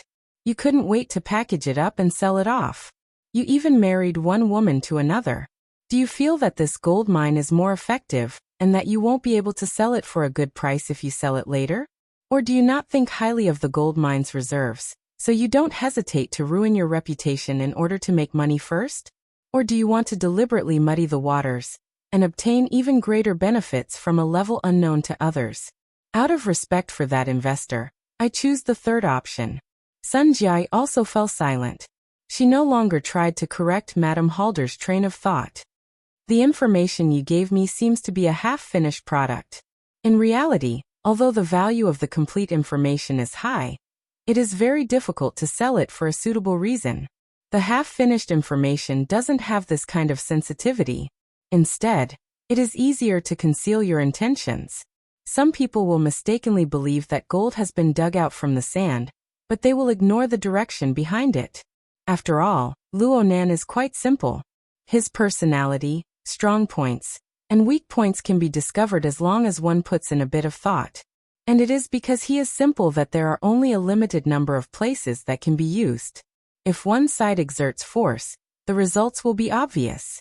If two sides exert force, there will be variables. And if more than 3 sides exert force together, it will become complete chaos. Under the interference of many sides, the designs and schemes of each side will not be able to achieve the desired results. The struggle surrounding Luo Nan will only become more complicated. Madame Halder took the initiative to stop and catch her breath upon speaking to this point. She even extinguished the invisible Yin fire on the back of Sunjai's neck. Her attitude seemed to be easing up. Her originally straight back leaned back, making her look more like a passenger hitching a ride. She even asked for some opinions. Aren't there too many elements of conjecture? Sunjai thought for a moment and said, there has to be a source of inspiration. A bit of stimulation or something. Yeah, there are 2 sources. The first is Yinlo. She said that the uncertainties need to be reduced to a minimum. I have a very bad feeling about this. The second one. Do you know that Luo Nan and Tianbang ran into each other on the streets tonight? I haven't received any tip-offs yet. But Madam said that they ran into each other by chance. I think that it really was a coincidence. Perhaps. But with Tianbang's intelligence, how could he not know that communicating with Luo Nan in a hurry would only irritate him? He wouldn't achieve any results? And with his personality, he would probably rather bump into He Yuein's cold rebuke than engage in a meaningless entanglement with Luo Nan. So I believe that even if this encounter was a coincidence, he must have made some preparations in his mind. Perhaps he has grasped the principles and techniques of communicating with Luo Nan. Or perhaps he is still a bit lacking and wants to do some verification. He must have a share of your information. Now we can make the final inference. I once believed that you were making a fuss about Luo Nan. You used him as bait to draw away the attention of others, making it convenient for you to act. But then I thought of something she once told me. Investors act sneakily for the sake of controlling costs. But in the end they always need an enthusiastic response. After a brief pause, the young woman in the back seat spat out a clear word from her lips. The blood flame order has been forcefully stopped before they can obtain an enthusiastic response. But you guys are already reaping the rewards from Luonan, right? If this is the case, I can roughly guess the position of that investor. The sports car had already driven onto the ring highway by now. The northern boundary of Xia City was higher in altitude. Looking through the front windshield of the car, most of the city district of Xia City was converged into a sea of lights. It was truly beautiful. And the mountainous region the car drove through became a scene of thick ink. It was connected to the faraway corners of the stars. The sports car pierced through the barrier of the air, whistling through the air with a humming sound. It was as if it had crossed the boundary between the wilderness and civilization in an instant. It was as if it had traveled from one dimension to another. Nothing seemed to have changed, but in reality, the endlessly expanding air pressure within the sports car was like an incorporeal bomb. It could explode at any moment. Sun Jiai's voice came from the front driver's seat at a certain point before the explosion. It was just that it carried a peculiar tone. I've always been amazed by your gambling decisiveness. At the same time, I have reservations about your self-destructing inner core. This kind of heart isn't a good place to be. In the back seat, the soul sender suddenly raised his head. The eyes reflected in the rearview mirror were truly burning.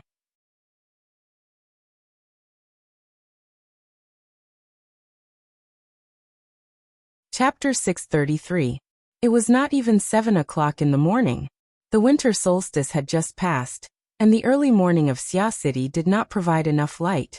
The faint light from the sky could not penetrate the lake, so the bottom of the lake was still dark from the public activity area. Only when the enormous devil ray swam past the protective glass did the water become somewhat lively. Xie Junping did his morning exercise all the way to school. He bought some snacks on the way, and arrived at North Shore Gear. He arrived relatively early. There was no one here except for Shuelei, who woke up earlier than him, and Cat Eyes, who was yawning. Cat Eyes had it the hardest out of everyone. It was her turn to be on duty last night. Faced with a beauty, Xie Junping had to find something to say. Where's Teacher Luo? Xie Junping immediately understood. He's in seclusion again. Cat Eyes curled her lips. Nth time he pulled an all-nighter. Shuelei defended her. Sister Cat Eyes, didn't you say that he just received some important information last night? What information? Xie Junping was very curious. Cat Eyes yawned again. It seems to be a collection of theses written by his mother when she was alive. Senior Sister Qingwen's theses can be found in the school library and journal websites. It seems to be an unfinished work. It hasn't been officially published. It's the present he received from the meeting with Professor Pan last night. No wonder. Xie Junping understood and expressed an optimistic attitude. A few theses. They're unfinished. They won't take long. They're just mementos. Cat Eyes extended 4 fingers. For petabytes. Those documents are 4 petabytes in size. Xie Junping was smashed silly. For petabytes? With such a size, even the most realistic virtual reality documents would have hundreds to thousands of hours of playback time, let alone ordinary words and pictures. Cat Eyes chuckled. He really sank in. When he comes out, this semester will be over. Xie Junping immediately cried out. Don't. The real-time check-in system is getting more and more perverted. 3 to 5 days is fine, but if he really is in seclusion for a long time, even if I bring out the headmaster, it won't work. Cat Eyes gave Xie Junping a rare pat on the shoulder. Might as well suspend him from school. Humph, I thought he was a little sober, but it turns out he's still in a daze. What a waste of breath. The beauty's intimate attitude made Xie Junping's brain heat up, and he couldn't control his mouth. That means you still haven't given me enough. Aya. In the next second, Xie Junping fell to the ground along with the chair. He was confused. This was the only drawback after becoming half an insider. Cat Eyes and the others knew that he was no longer a little newbie who would die with a single poke. They did not hold back when they attacked. It was a pity that he had not truly awakened yet.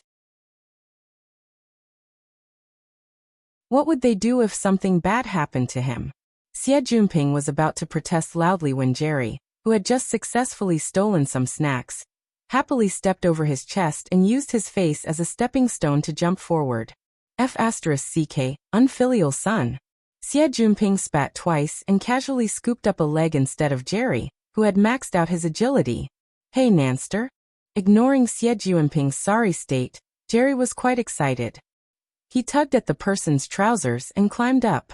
In the blink of an eye, he scurried up to the person's chest. The person took advantage of the situation and pulled the muskrat into his embrace. Beautifully done. When Xie Junping heard these words, he simply wanted to use some strength to knock Luonan down. However, Luonan had already awakened. He relied on his fleshly body cultivation to take root beneath his feet. He was not someone a little newbie plus 1 level ability user could shake. Helpless, Xie Junping slapped the floor and grumbled as he struggled to get up. Cat Eyes was a bit baffled. You're in a pretty good mood? Luonan sat in front of the bar and revealed a smile to everyone. His smile was more persuasive than any words. Cat Eyes became even more baffled. Not even 8 hours had passed. He had just slept. No, this bro didn't sleep at all last night. How could a person's mood undergo such an earth-shattering change? Cat Eyes blinked and asked subconsciously, have you finished looking through all the information? Luonan picked up a snack and stuffed it into his mouth. He answered vaguely, how is that possible? There are so many. It would be hard to go through them in 2 or 3 years. Take your time. I'll look through them bit by bit. Don't overlook anything. Cat Eyes reached out to probe his forehead, but Luonan slapped her hand down in a bad mood. The group looked at each other in dismay. They had no idea where Luonan's appearance of great enlightenment came from. Actually, if the 2 first ablatums of the Blood Flame Order, who had been busy all night, were invited over, they would be able to obtain the correct answer very quickly. They might even be able to make further deductions.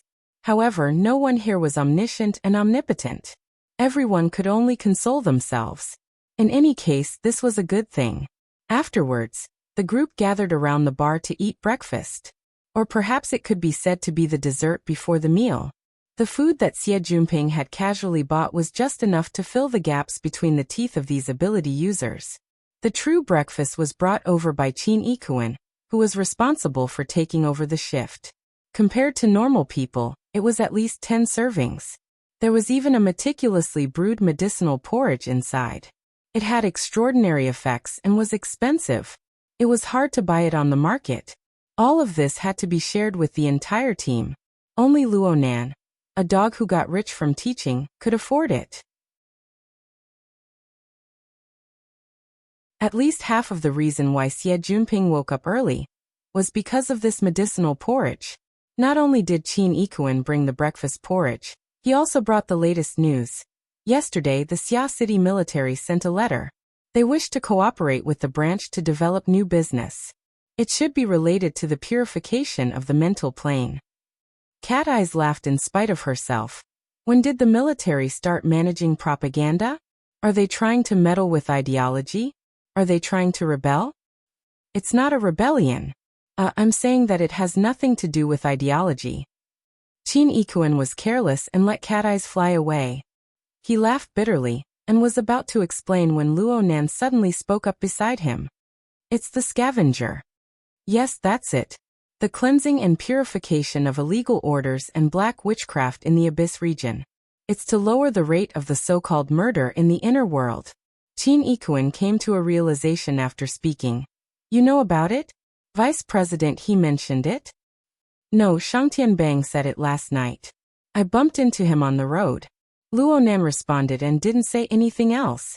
Shuelei, who had been eating with his head down, interrupted. He must have seen the use of the Blood Intent Ring's fortress. Last night, Brother Papercut and the others played with firecrackers the entire night. They had a lot of fun. Midnight even left a message in the group. She wants Nanster to develop some sail, thruster module, and a cannon and giant ship. Luonan grunted. I saw it too. I can give it a try later. The configuration is easy to talk about, but to turn it into a product, it will most likely take the form of a paper talisman.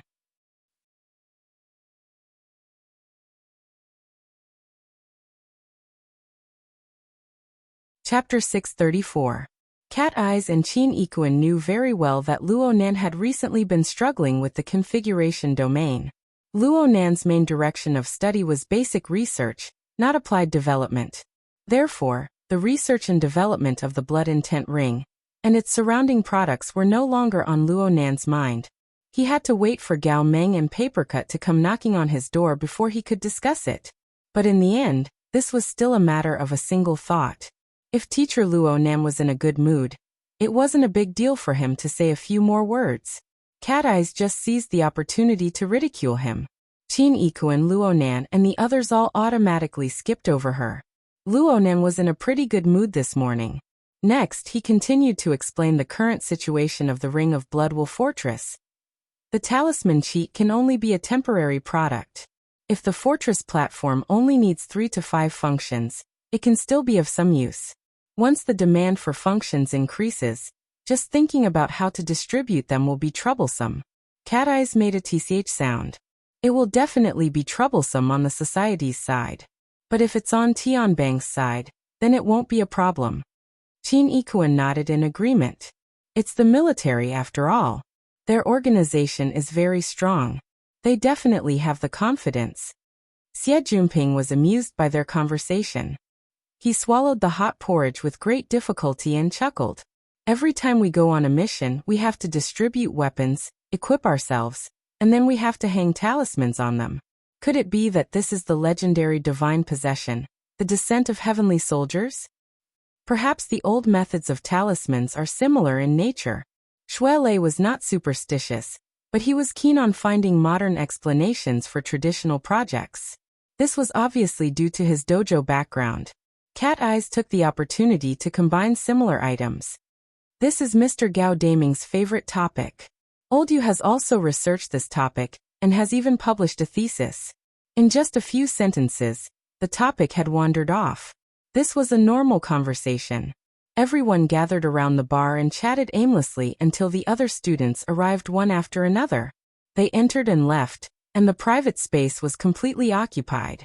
At this moment, Rui Wen also arrived. The little girl had to eat breakfast at home to appease the elders. She left home a bit late today. There was less than 20 minutes before class started when she arrived at school. Even so, she still made a special trip to meet Luo Nan. Shuelei looked at his watch. Let's go.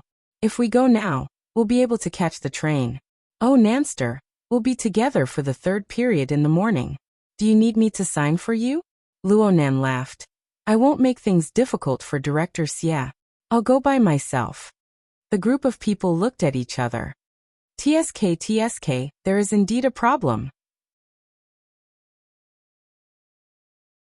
As a senior student who was about to graduate, Xie Juanping's schedule was much freer than that of middle school and high school students.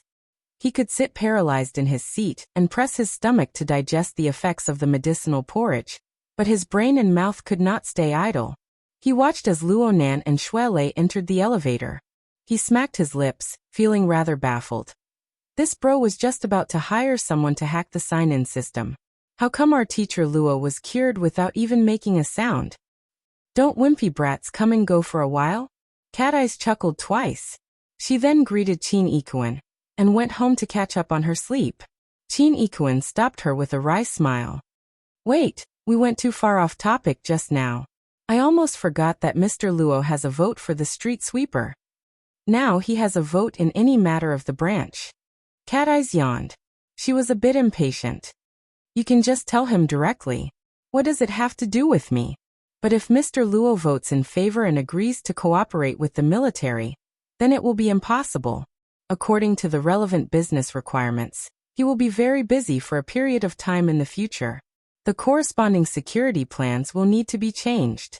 Vice President, he hopes to communicate with us first. Cat Eyes raised an eyebrow. Are you sure that a certain person will agree? Yes, it really is possible based on the situation just now.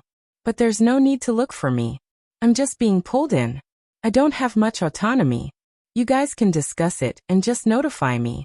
Cat Eyes ignored Qin Ikuan's bafflement and walked straight out of gear on the north bank.